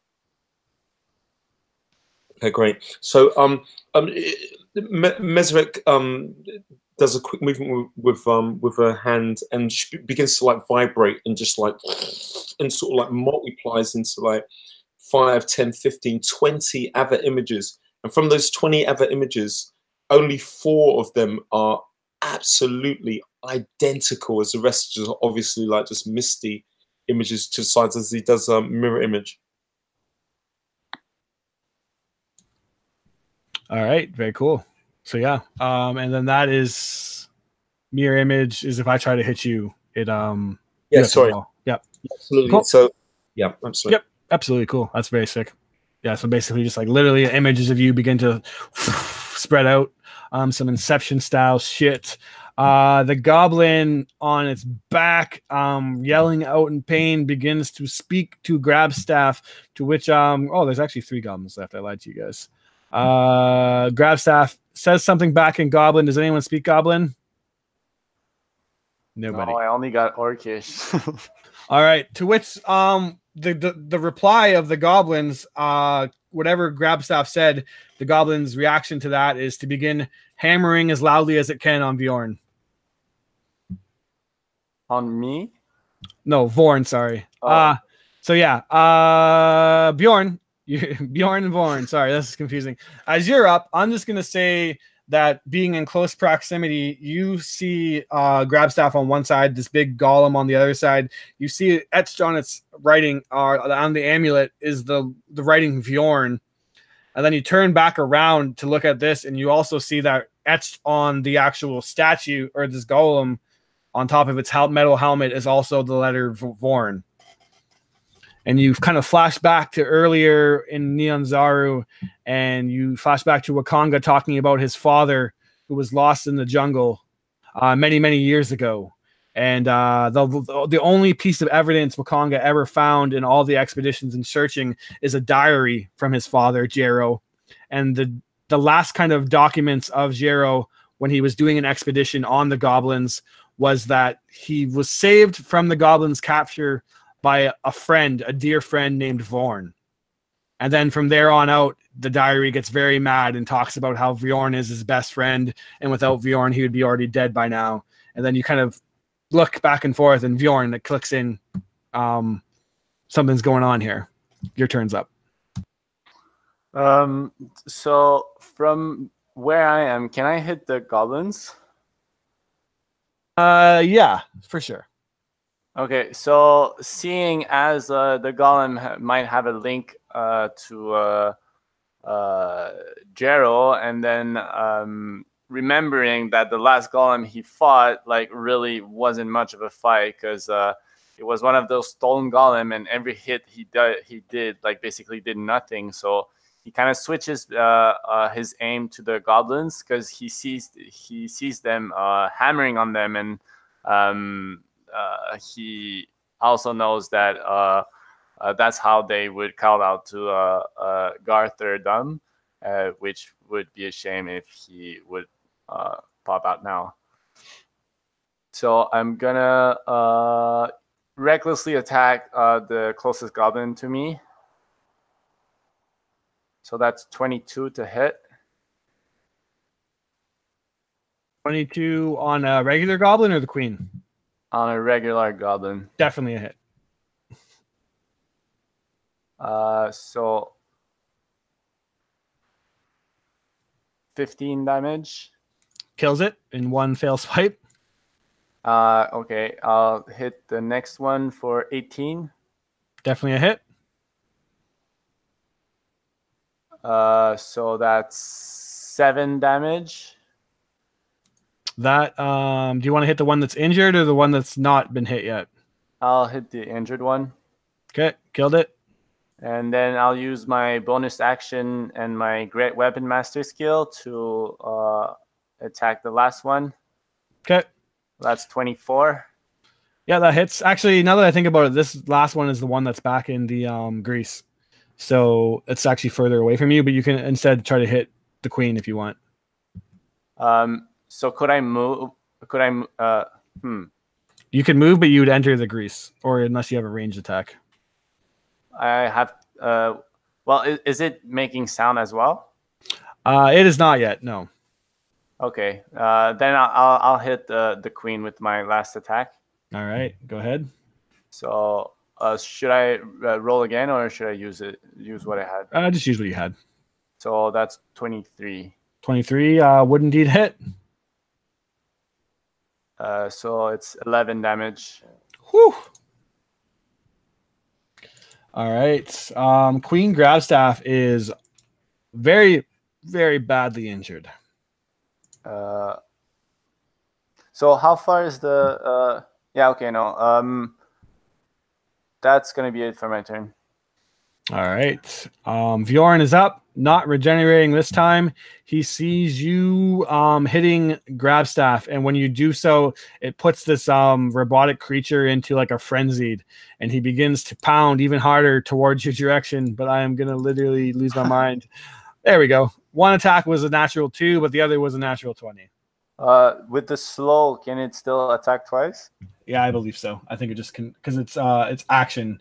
It either has to take an action or a reaction. I'm double checking, but as far as I can see, it is fine. Okay. Or unless you disagree. Never disagree with the DM, man. Oh, yeah, I see it right there. I see it right there. You're right. 1 melee attack. There you go. You're saved from the natural 20. Right at the bottom. So, wisdom saving throw. Oh my god, I rolled a 5.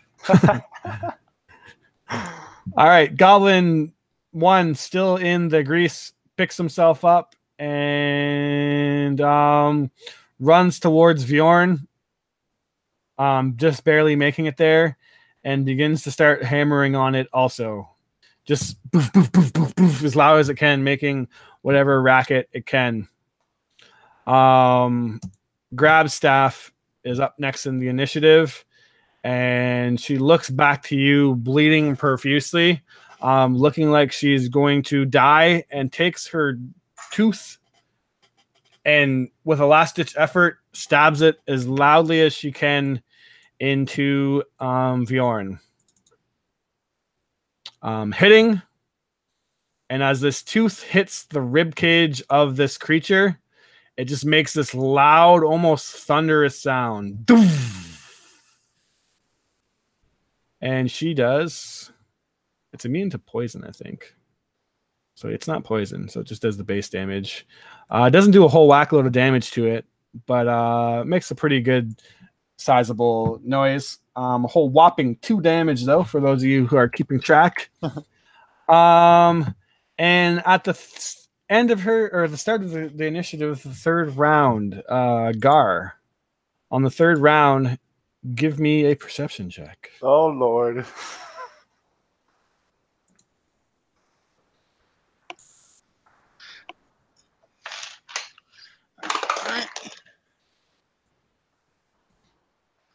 That's a 12. 12? All right. 12. There's nothing. It's not stealthing, so I'm going to say a 12 is loud enough to you swear you hear in the distance a tree has like fallen over. Gar kind of hears what sounds like might be a tree falling, and his attention is instantly to that sound. Is he coming? I hope he's coming. I want to end him.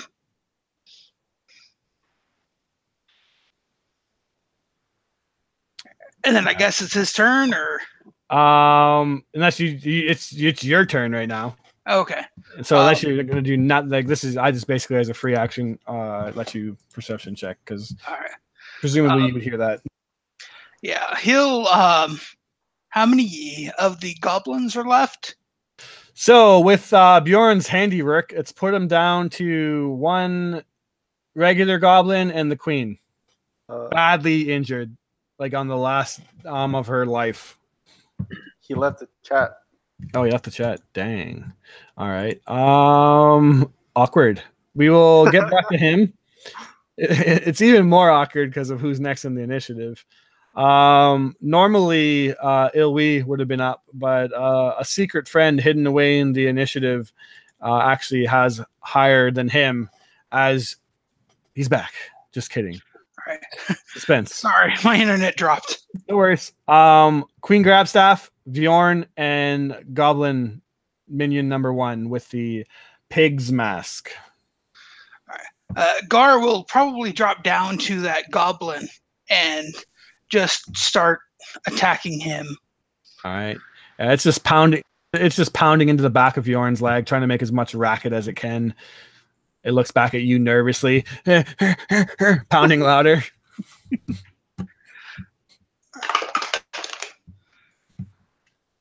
That's a 19. It's gonna hit. All right.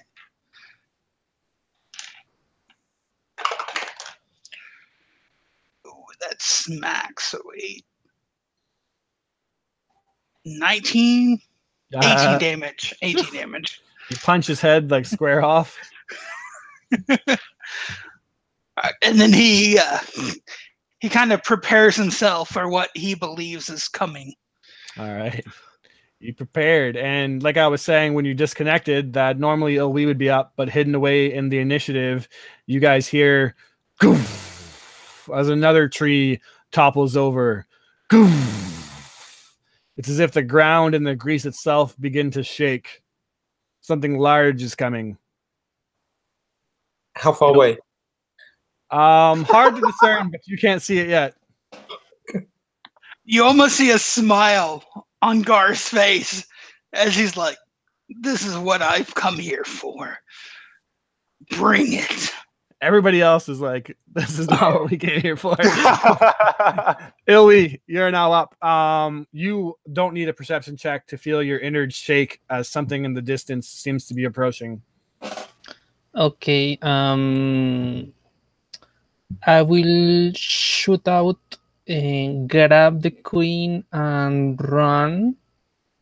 And I am going to cast again All right, so make a grapple check first, unless you're going to cast the spell before. Oh wait.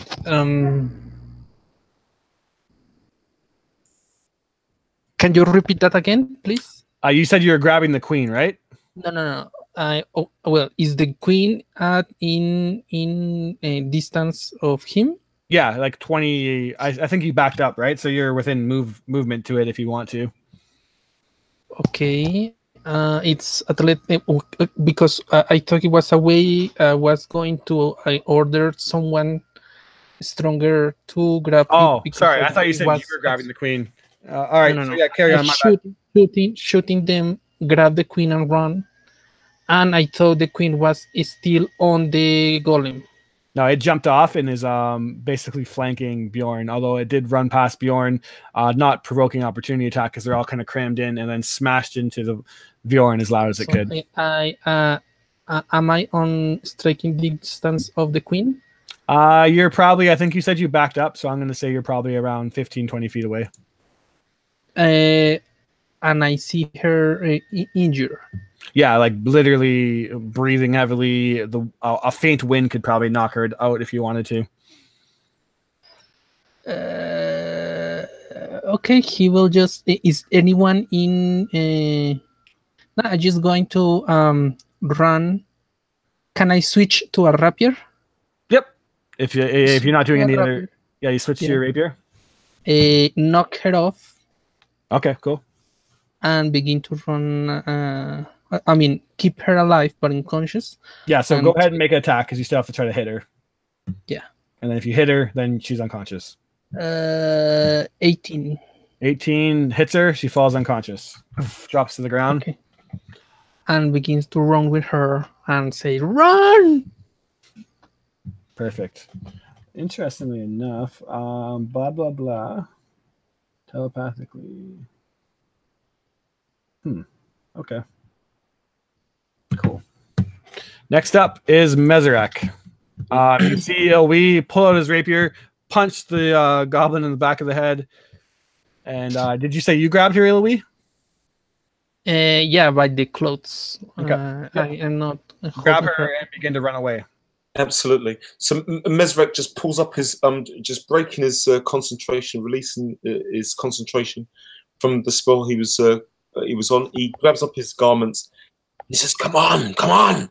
And he just sprints after hobbles after Elwee as fast as possible. Interesting. Okay, you Bjorn.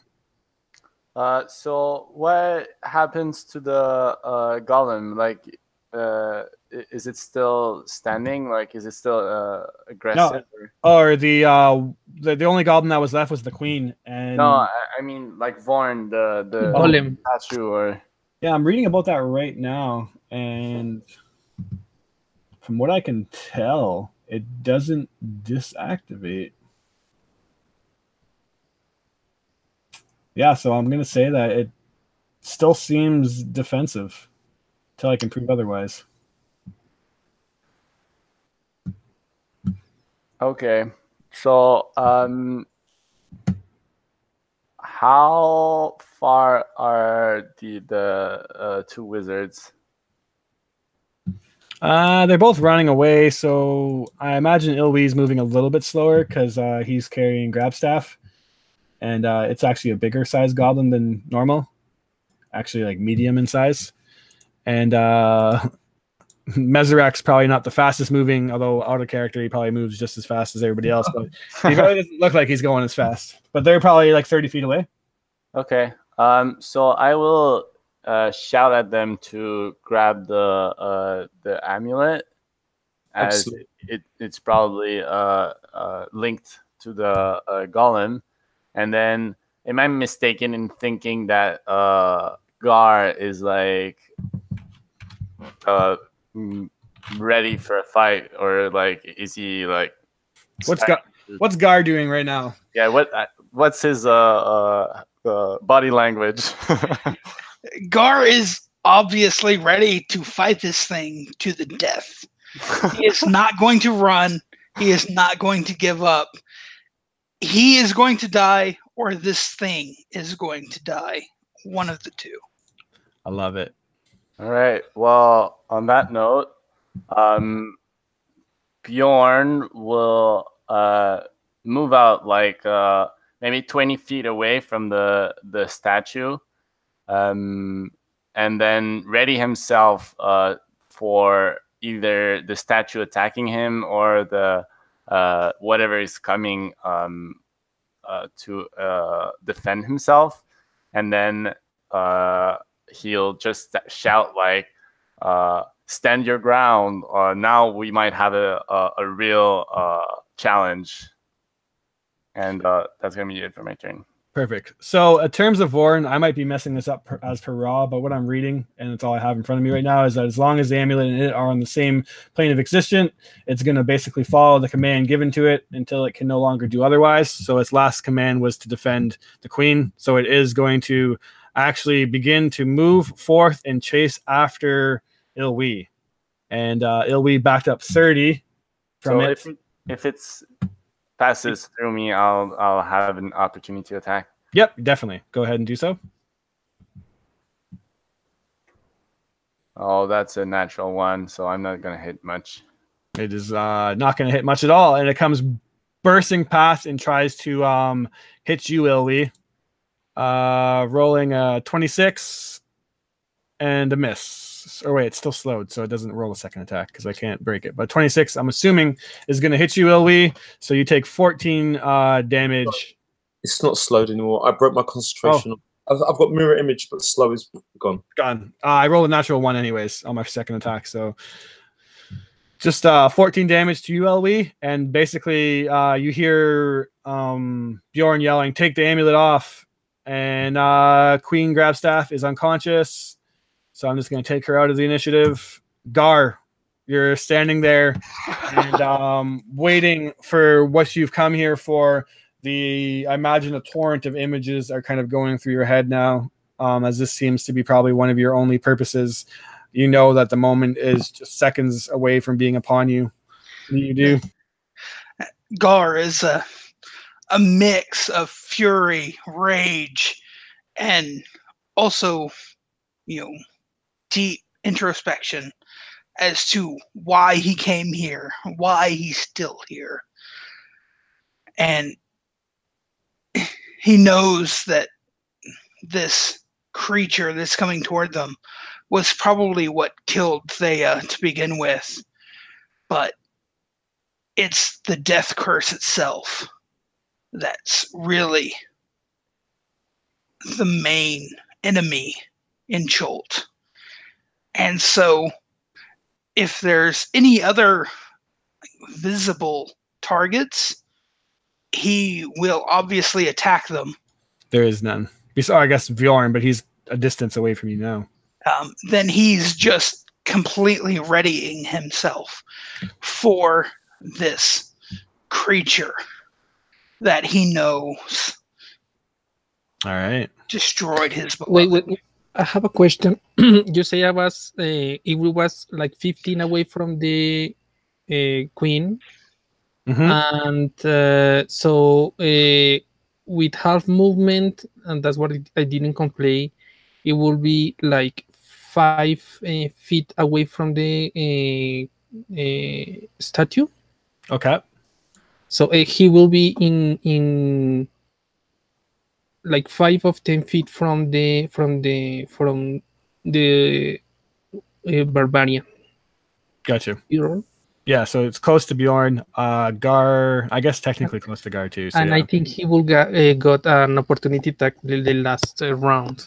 Oh yeah, yeah, I see what you're saying. If you wanted to opportunity attack Vorn, Gar, you could have for sure. Sorry. No, I don't think he would have. He would have been a little bit more focused on the approaching threat. And he does have an action ready that as soon as he sees whatever's approaching, he's got a potion he wants to drink. Oh, fuck. More potions. Here we go again. All right.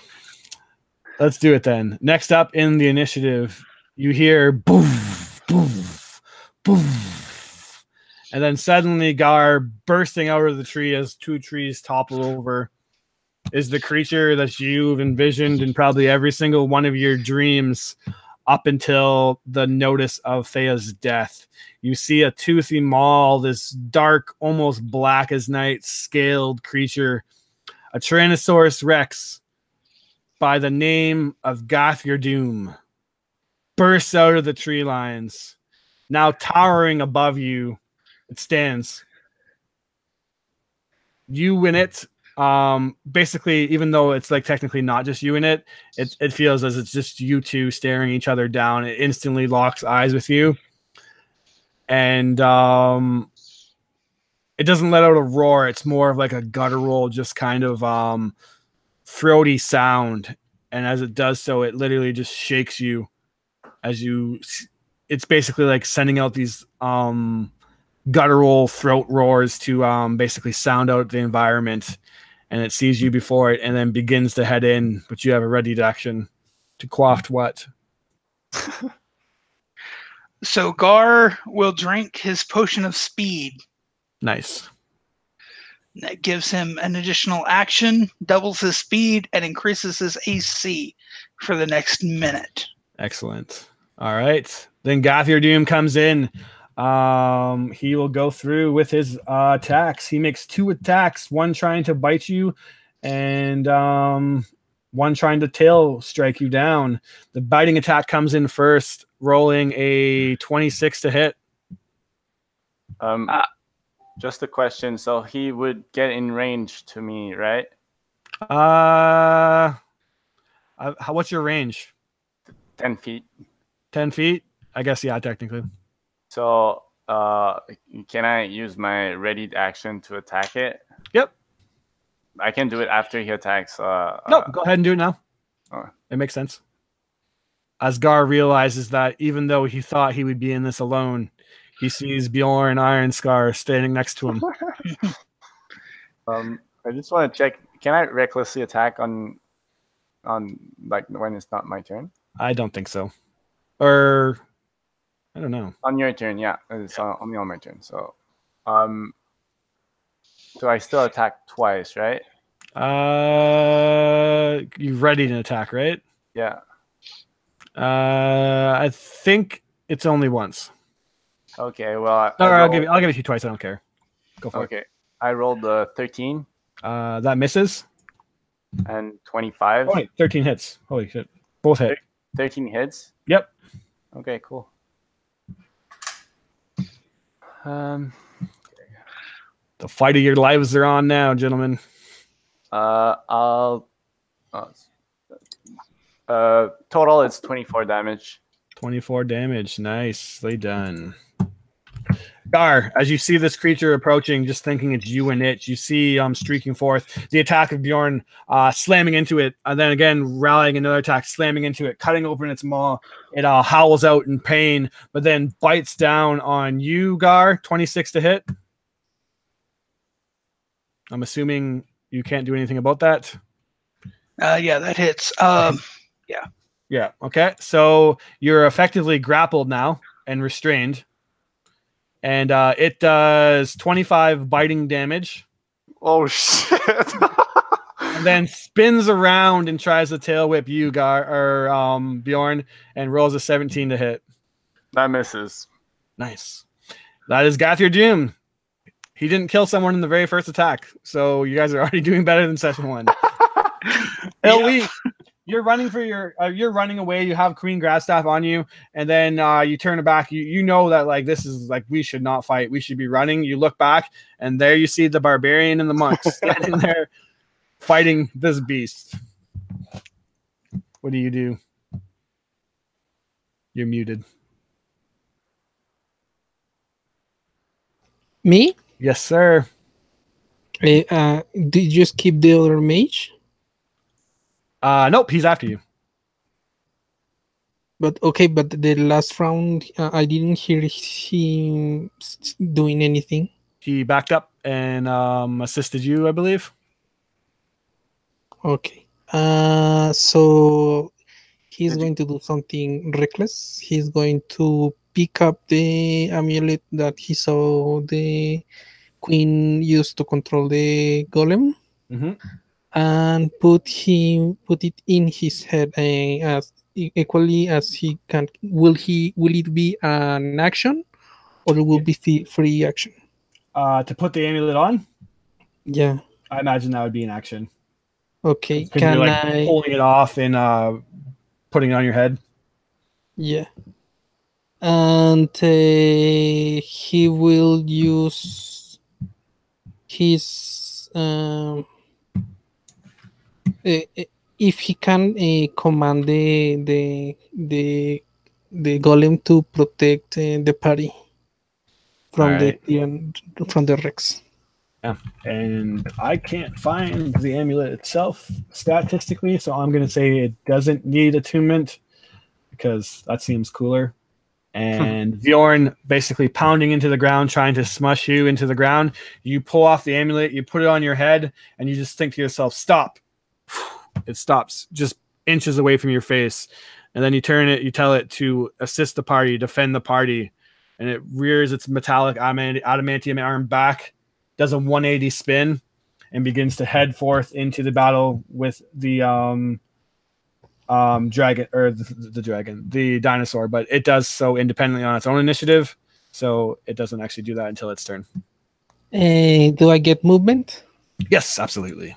Move away from the if I can without Yep. provoking opportunity attacks. Yep. So yeah, you're Would far you- away from it anyways, so you just back off. You can give yourself I'll say like 35 feet of distance away from the thing. But wait, and the queen will be moving with me. Yep. Okay. Yeah. So that actually might give me an athletics check because it is a medium-sized creature. See how far you move. See how much movement you lose. Athletics. If you're athletic enough, I'll say you lose no movement. Otherwise, it's difficult terrain. 17. You are not impeded by this queen, and you move your full distance away. Okay. Mezarek. Absolutely. Mesrek says, there's more to you than meets the eye. And he wants to be 35 feet roughly, just that's rubbish. He hobbles back in the direction of Gar and Björn, but still wanting maybe like a 20 feet distance. Sounds good. And he casts Ray of Frost. He sort of from his bow just sort of like just forms into like his staff folds into like a bow as he shoots two of these ice things towards the creature. That is, sorry, I need 1 second for Ray of Frost because it's 1 to 8. No worries. I'm looking up stuff myself. Okay, cool. So it does. What's his name? Eloig. Lionel, you there? Yes. Great. Ray of Frost. What's it do? I know you've got the thing there. Yeah, I got it for you. Ray of Frost. It is your normal spell to hit, and it does a D8 cold damage, but at level 5 or higher, 2D8. 2D8. Okay, I've got a 1 and a 8, so that's 9. Does just shoots from this almost this ice bow just into the side of this T-Rex. All right, 9 damage. Very nice. Excellent. She's done. All right, that puts us at that. As you are landing your strikes between you all, the creature obviously not that sundered yet. Next up is Bjorn. You see this metallic adamantium armor beginning to head back to you. But now you look back and see that Ilwi has the amulet on and is just basically standing in the distance, reassuringly that this thing is no longer your enemy. But you have a more pressing enemy in front of you, and it has Gar in its mouth, chomping down. Okay.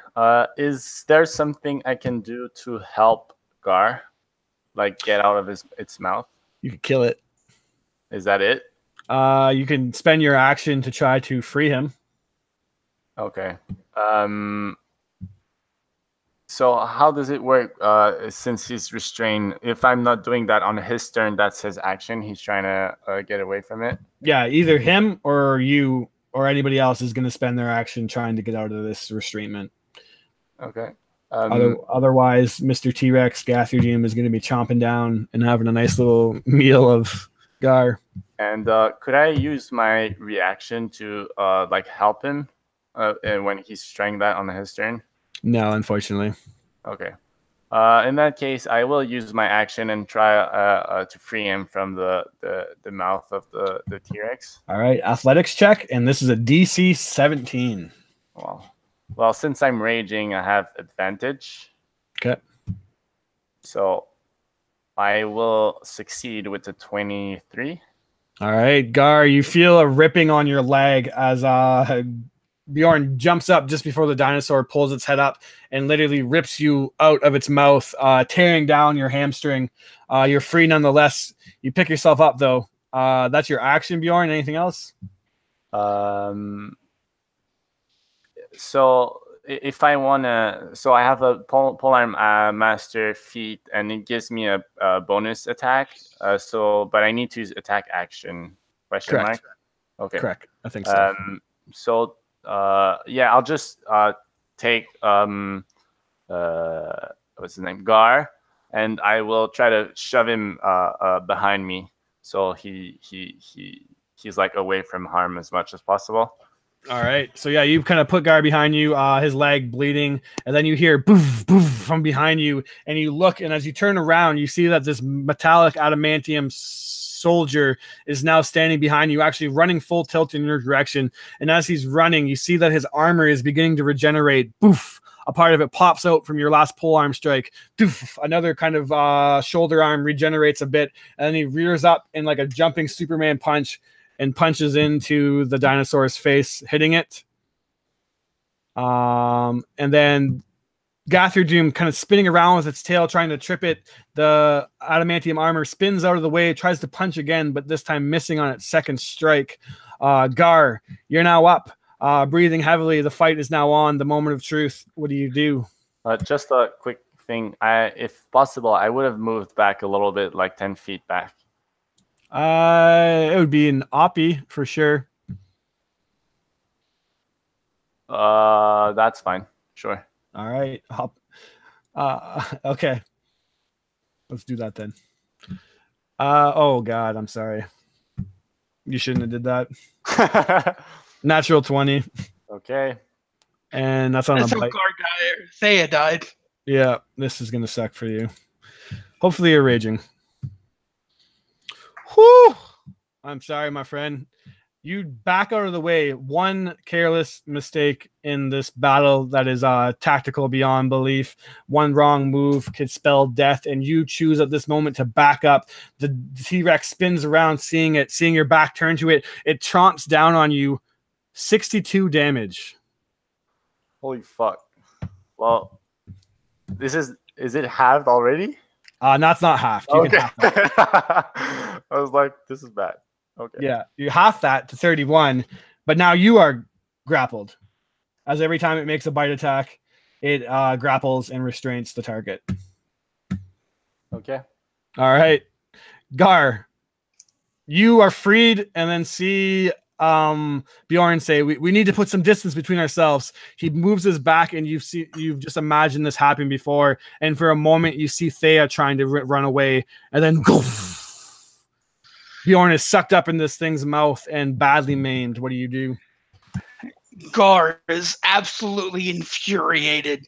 There's no way he's retreating from this. So he pulls out another potion, a potion of greater healing, and chugs it real quick. He's using that as his bonus action with this potion of speed that he got from earlier. Cool.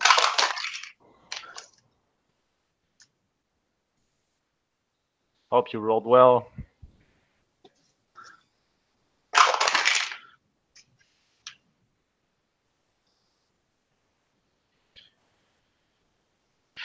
And he gets 20 HP back. Useful. As he drinks this potion. All right. And then he's going to use his bonus action to use a flurry of blows against this T-Rex. Okay. And is going to do as much damage as he possibly can. All right.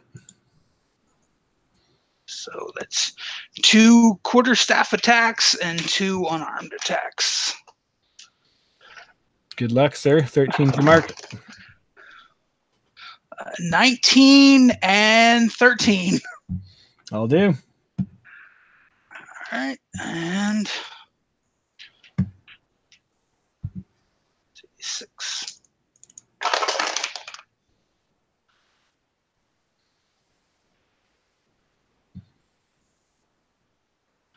$19 damage total for the first 2 attacks. Okay. And for the unarmed strikes,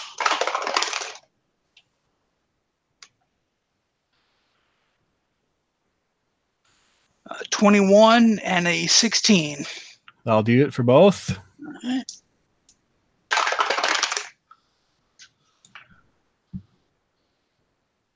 And 20 damage total. Is that all 4 strikes in total, or? It was 19 for the first 2, and then 20 for the second 2. Okay, so 39 damage in total. Okay. And then the T-Rex can't make reactions this turn as part of his open hand palm technique. And as you do just go into a fury, punching into this and hitting it with all your might, you see Bjorn just hanging on in its mouth. You've now bloodied the creature as it momentarily stumbles just for a second. It is bloodied, but unfortunately it is now up next. And as you're heavily breathing, your attack resides. It has Bjorn in its mouth. It's going to try to chomp down on him. Good luck, sir. Oh my god, you're gonna literally hate me. Did you crit again? I rolled another natural 20. I'm so sorry, man. The goblins were rolling pretty bad, but now you're rolling pretty well, I must say. This is where I don't want to roll out well, though. But 58 more damage. You can half that, though. That's 29. Let me just double check. But yes, 29. Bjorn is still conscious. Woo, barbarian life. Next up, tail attack on you, Gar. Oh my god, I literally just rolled another natural 20. I am not There's even the golem fucking as you well, guys. though. There's the golem as well. I'm sorry, guys. 26 damage on you, Gar. 26. I gotta take a picture of this. Holy crap. Yep, 26. R is knocked unconscious. Gar hits the ground. Ilwi, things are taking a bad turn. You see Gar down and Bjorn almost down. You know you gotta do something. Bjorn is fighting as hard as he can, this shield guardian that you now command, but you need more. What do you do?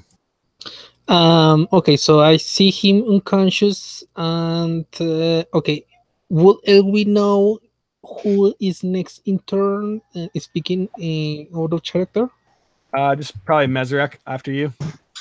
No, I mean from his teammates, the one who fell down unconscious, or the one is in the mouth being chewed down. In the mouth. In the mouth. Yes. The missed one. So he will.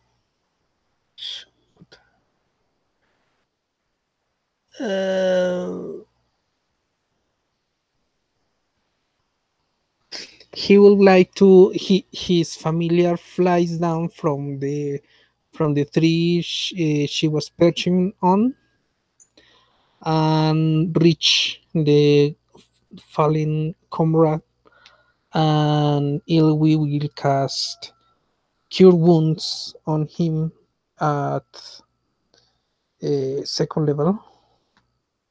So it does 2d8 plus 1. Yep. So that's on Bjorn, just to be sure. The one unconscious, yes. Unconscious is Gar. Yeah, Gar's unconscious. Bjorn's in the mouth, still conscious. Still conscious. I mean, he's trying to think strategically. He wants more hands chopping at the thing. Okay, so both of them are going to act before the Garthadum does. So it's up to you. But if you want to heal Gar, then I guess that's another person on deck. So that makes sense. Go ahead and heal Gar then for 2d8. 15 points of healing. Gar, there's a moment where you feel like you failed Thea and you're just knocked down by this thing, but then you hear Thea's voice calling out to you not to give up, that you are strong enough, and you open your eyes on the ground and you look and see that the radiant energy flowing from Ilwi's hand has resurrected you, or not resurrected you. No. Elwick is away. He's casting the spell through his familiar arena. The hawk then. Yes. Either way, you're back to consciousness. Okay, thank you. Okay. He will move closer to the tree line to get better cover from him and the Goblin Queen. All right, you're good. Mezrek, you're now up.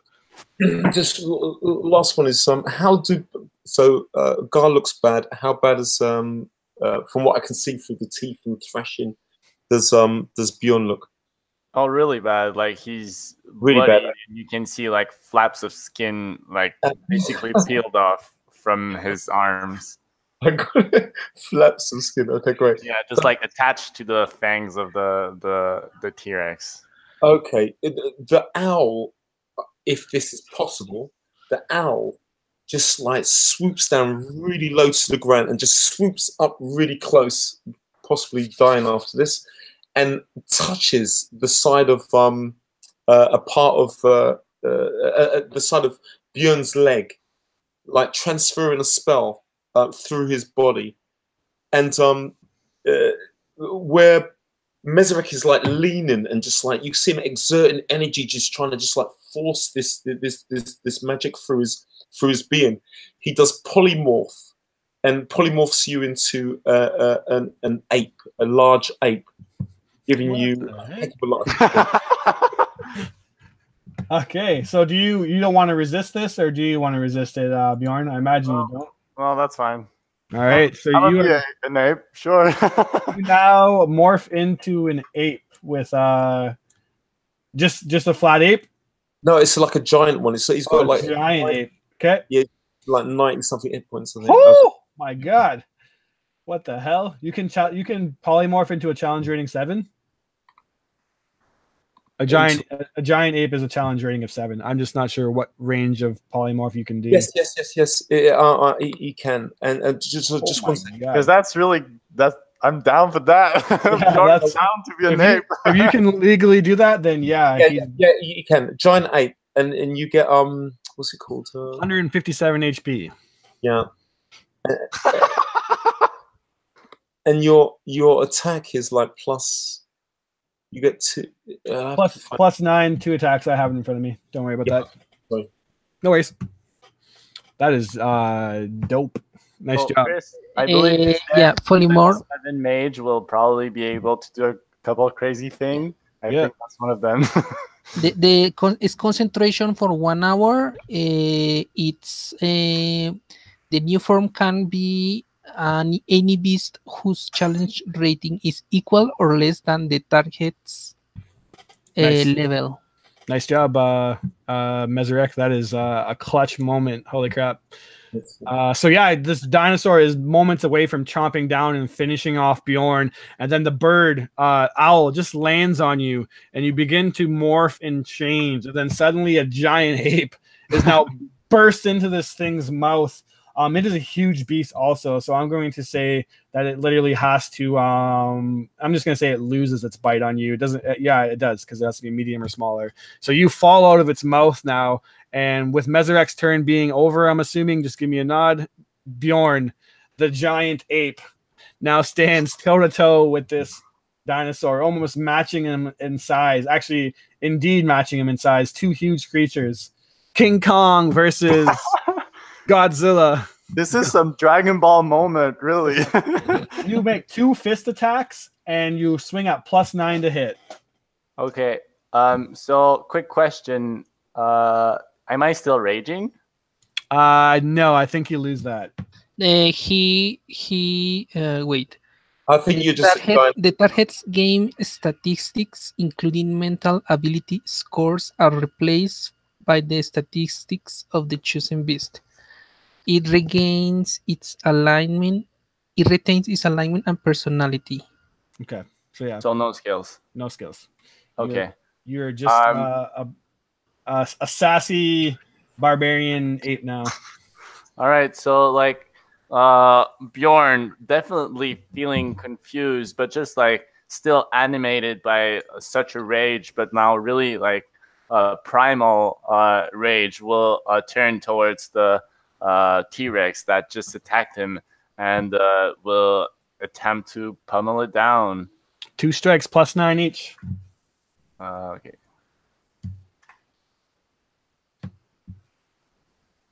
Plus 9, so that's 15 and over 20. Yep. Oh my god. 3d10 plus 6 for each attack. So total is 6d10 plus 12. Yep. That's a lot of damage. Mazarak OB. I'll hit for 45 damage. It's really not that high. I rolled like a bunch of 2s. All right. That's still impressive though. Let's see what it puts him at. Oh my god. I just want to mention that I was literally at 1 HP in that mouth. So, as the great ape falls to the ground and begins to transform into this massive creature, Gathir Doom, enraged, lunges forward and tries to bite down on you, finishing off what he thought was a tasty meal. But instead, he's met by 2 powerful arms that grab onto the creature's maw, throw it back.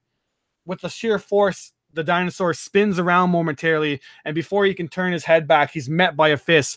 Boof! Smashes him to the ground. He tumbles over, picks himself back up. You King Kong 2-hand slam on top of its fist again. The creature is badly, badly wounded. Next up is Vorn, the shield guardian. It meets it on its flank, beginning to grab it by its tail and then do like a people's elbow on the back of its back. And missing with neither strike, it does a total of a lot of damage. Oh my god, this is going bad for Gathir Doom. Whew! I don't think there's any more appropriate person to be up right now, as Gathir Doom, badly bloodied, a great ape in front of it, pounding it down, a shield guardian behind, slamming into it. The creature picks itself up in a sorry state, clinging to existence. Guard, is now your turn. And all I'm going to tell you is you have to land 1 strike. And you can describe what it looks like from that point on, because it has 1 HP. Gar, slowly regaining consciousness from the help of his companions. He sees quickly what's going on around him and immediately knows what he has to do. And so he launches 20 feet straight up into the air. And then he pulls out his quarterstaff and then dive bombing straight into the throat of Gathir Doom. He attacks.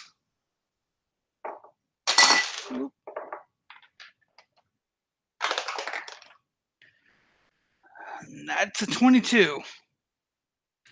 Yep, so go ahead and finish him off. 1 HP, I'm not even kidding you. And so he lunges straight down and just almost completely decapitates Gathir Doom with his quarterstaff as he lands. And then it's just quiet in the jungle as Gathir Doom lies dying. Scar is standing there, looking relieved beyond measure, tears flowing from his eyes. And he falls to his knees and is just consumed by emotions.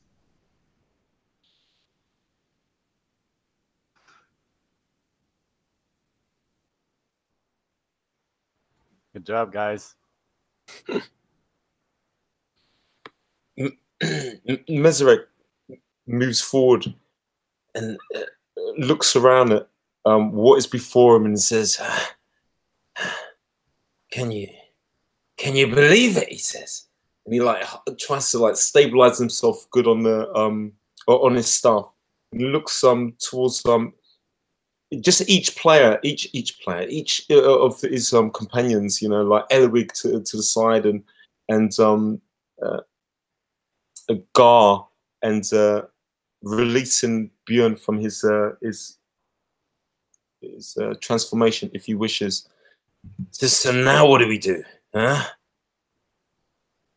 Well, on that note, Bjorn the ape is definitely gonna pull a King Kong and like smash his chest while like screaming like victorious. And then as Mezerek releases the spell, Bjorn is back to himself, but like definitely falls down to his knees.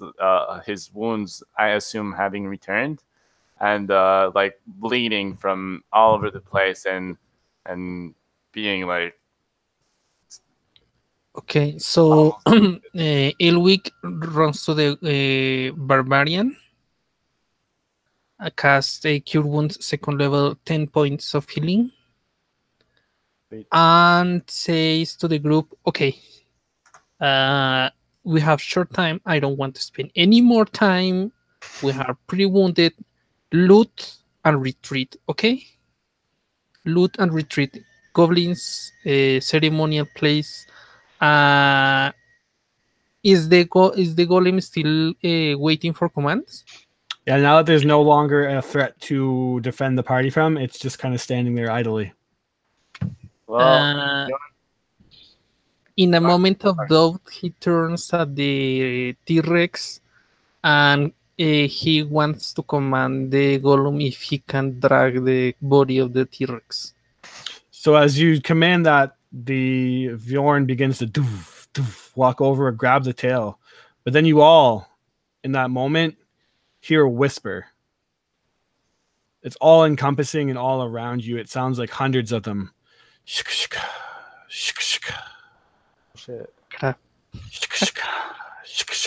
Then he will react in. He will just ask the golem to instead grab the goblin queen and prepare to move away.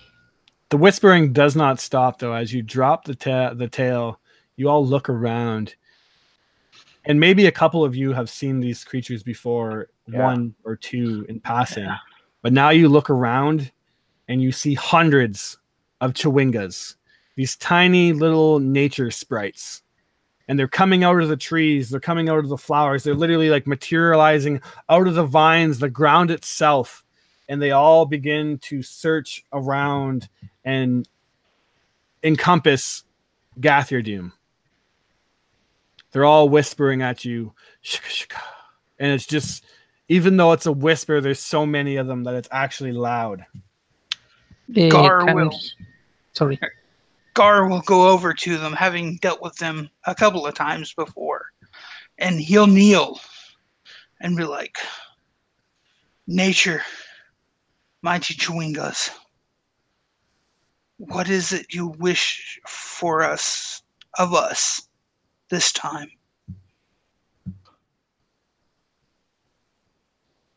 One holds up its hand to you, and they all stop whispering.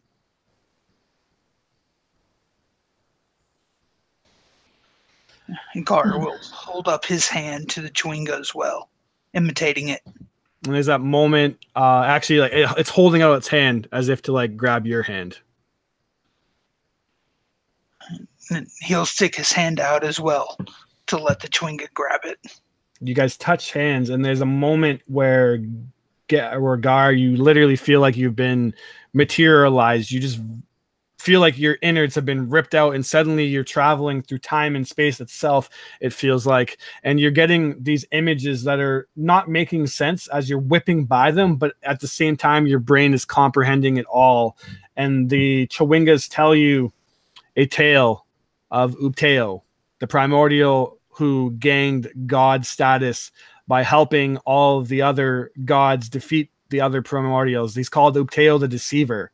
And it tells the story of how he saved Dendar the Night Serpent from swallowing the sun and ending the world. And that Ubteo locked Dendar down below in the depths of Chult, and for this deed the gods gifted him godhood, and they gifted him Chult to do what he wished. It tells you a tale that some of you might have already heard by now, that Ubteo created a lot of life and civilization around here. A believer that anyone who wants to live life should walk their own path and follow their own maze. And you're flying through space understanding all of this, but none of this in the instant. And you see the fall of Ubteo, basically just leaving his people because they became too reliant on him, and then basically leaving a challenge for them to learn how to walk their own path instead and find their way back to Ubteo. But instead of doing this, they all just gave up on Ubteo and forgot of him. He lost power and resided into the jungle, and this primordial god being actually began to disappear and lose power and turn into the jungle itself. His subconscious, he basically set into a deep slumber, and his subconscious became the jungle. The Chwingas are actually his pranksterous, natural giving self. He doesn't know this, but you now understand that Ubteo is basically subconsciously the jungle, and that Gathir Doom is Ubteo's rage. The rage for the people who forgot him and forgot how to walk their own life's path. Mm-hmm. Gar will sees all of this just rushing through his brain and mind, and not able to even comprehend a tenth of it, but still able to get the gist of what the Chwingas are trying to say. And he'll look up and he'll see the T-Rex, and he'll be like, I hope at least Ubteo's wrath has subsided now. We hope and pray that his mercy and his grace will return to Chult now, as we need it now more than ever. What are they talking about? Are you okay? Rex says he's like maybe like 10 feet away, seeing him holding this chewing.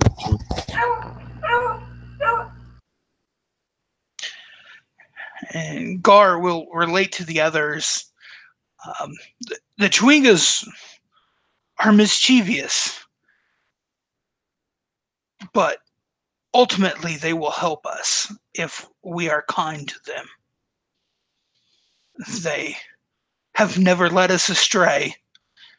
They have led us into questionable situations, but they have never led us astray. We need to leave. Menes says as he puts his hand like this over his palm. There's like 10 of these like small berries appear, and he obviously passes first around to all of us, and then if the Chwingas want, they want, but he you can clearly wants to go. It's a good berry, just in case you need. So Elwick, I will Elwick understand that he was communicating with them. So to clarify, will you tell us what you saw in your vision? Yeah, well, I think he said so. Okay, so he would like to say something like, okay, I understand if this is the representation of Ubteo's wrath. What do you think we should do with it? Should we bury it? Should we burn it and offer it as a kind of... No, we leave it. We can't. There are many things we cannot do. We cannot take it with us to Nine Zero. This is. We leave this here. It will deal with itself. Perhaps it will even regenerate. Who knows? Okay. But if it does, I do not want to be here. Yeah. Would you allow us to search for in the goblins, or should we just leave? Up to you guys. I'm speaking to all, including the party members, but especially the teeny things. Gar would go up and almost ceremoniously remove one of the larger teeth of Gartherdom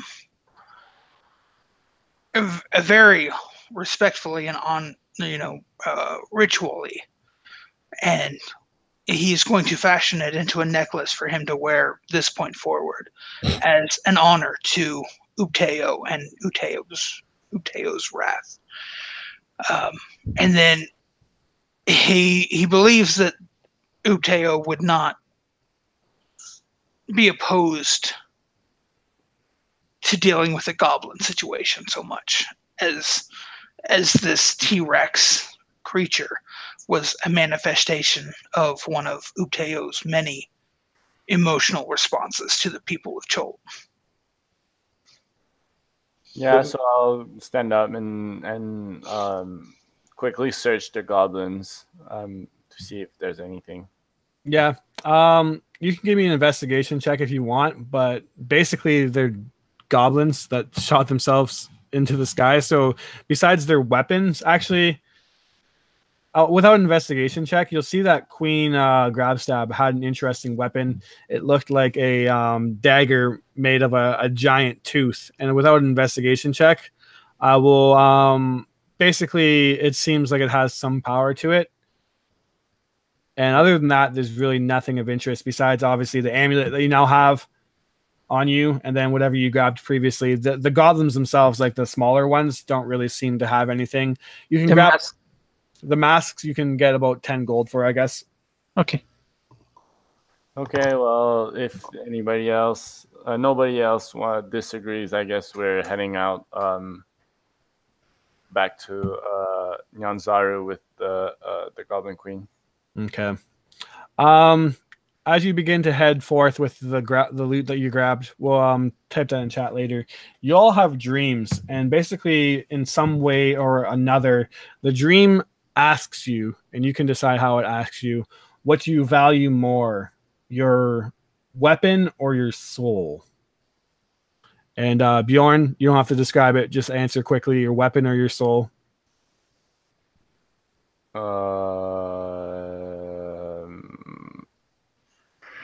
I would guess my soul. Seems like a pretty loaded question, eh? I mean, I would say my weapon. I guess Bjorn likes to fight, and he doesn't really. I guess I should rephrase that to your weapon or your wisdom. Maybe not your soul. That is definitely my weapon. Who cares about being wise? All right. Gar, your weapon or your wisdom? Gar, without even missing a beat, will instantly say his wisdom. Mezarek? Same. Wisdom, definitely. Ilwi? Wisdom as well. All right. So everyone who picked weapon, you'll wake up and find that your weapon is magically imbued with some kind of aura that the Chewingas gifted it. A +1 weapon now. Anyone who picked wisdom, go ahead and add your wisdom stat to a bump of +2 to a maximum of 22. And then you hear one last time as you wake up from your dreams, these strange Chewingas implanting this question in your head. Shika, shika. You don't see them, though, but you know they're always watching over you. You begin to head back to Nyanzaru, now taking time to rest, collect yourselves, heal your wounds. You know that the only thing that you have to really overcome now is the fist. Do you guys walk straight in the door and let them do what they want? Or do you try to sneak around? Question, do we keep the golem? You would not necessarily know. Basically, they kind of, depending on what kind of mood they're in. I would suggest us sneaking back in because I'm not sure if somebody did, but I didn't pick up a charter, and even if we did, it's always a mess handling them. So, I mean, the issue is that the golem is worth its weight in adamantium. Yeah, so we should definitely try either leave him out of town or sneak him in. But Chris, would it be possible to get in contact with Wakanga Otamu before getting in town, or would that Nah, you'd probably have to get in town, but you Yeah. could definitely get in contact with him in town. Yeah, so I would yeah, for I'm not sure if we said that before, but Vorn has a link to one of the merchant princes, and he asked us to find out about it. So if we were to bring it back to him, we would probably either gain his favor or like anyway get something from him. So I would suggest either try and stick it in or maybe leave it outside of town. I can send my familiar with a message and let them come to us for us to negotiate. Maybe he could help us sneak in or something. That's Yeah. a pretty good idea. Okay. How would it be for? Is it possible for Meseric to just to go in, because Meseric isn't has been already had a run in with these the fist. Once he comes to charges and doesn't, he wants above board as much as humanly possible. Him and Gar could fly in and land on the docks and walk in, and all Gar would have to turn into them would be bones. I buy. I mean, I buy going in. Yeah, I can buy that. Also, I have one. Unless could we have a long rest to recover our spell slots? Yeah, you can long rest. You don't recover any hit points, but you can recover your spell slots. Because I want to try invisibility on the golem. Yep, and invisibility would indeed, I believe, work. But it still makes a loud doof, doof every time it steps. Yeah. We can transport it through boat, so we can contact Olimei. Yeah. So, Gar, I will warn you that with the previous attack on Fort Balerion, that the Flist have really stepped up their search routine. So they're even including priests now, which are magically detecting things on people. Okay. So your bag of holding trick, there's a chance, I'm not going to say 100%, but there's a chance they might be onto that if that's your plan to dump all your shit into your bag of holding. Yeah, if no offense, I'd say my last thing on this. Menez would say to all of you, unless you can come up with something really, really solid, it's like give the charter, pay the money, go through the front door, just like that. But that's his plan is basically just that. Yeah, but I mean, we didn't get any loot.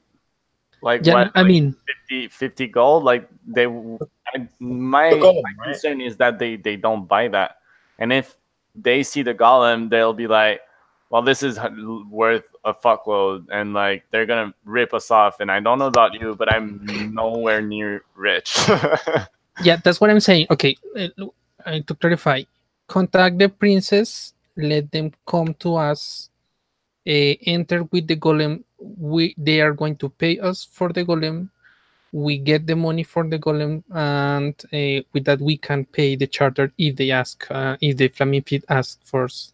Yeah, so I actually like that idea, and that's probably the easiest way to handle this. And only since this isn't something that you guys will be able to do all the time, but since Bakanga specifically asked you, Gar, and you, Bjorn, for this, you send message to him. We see a bird kind of flying to his villa and dropping off a note, and then he looks at it in kind of surprise.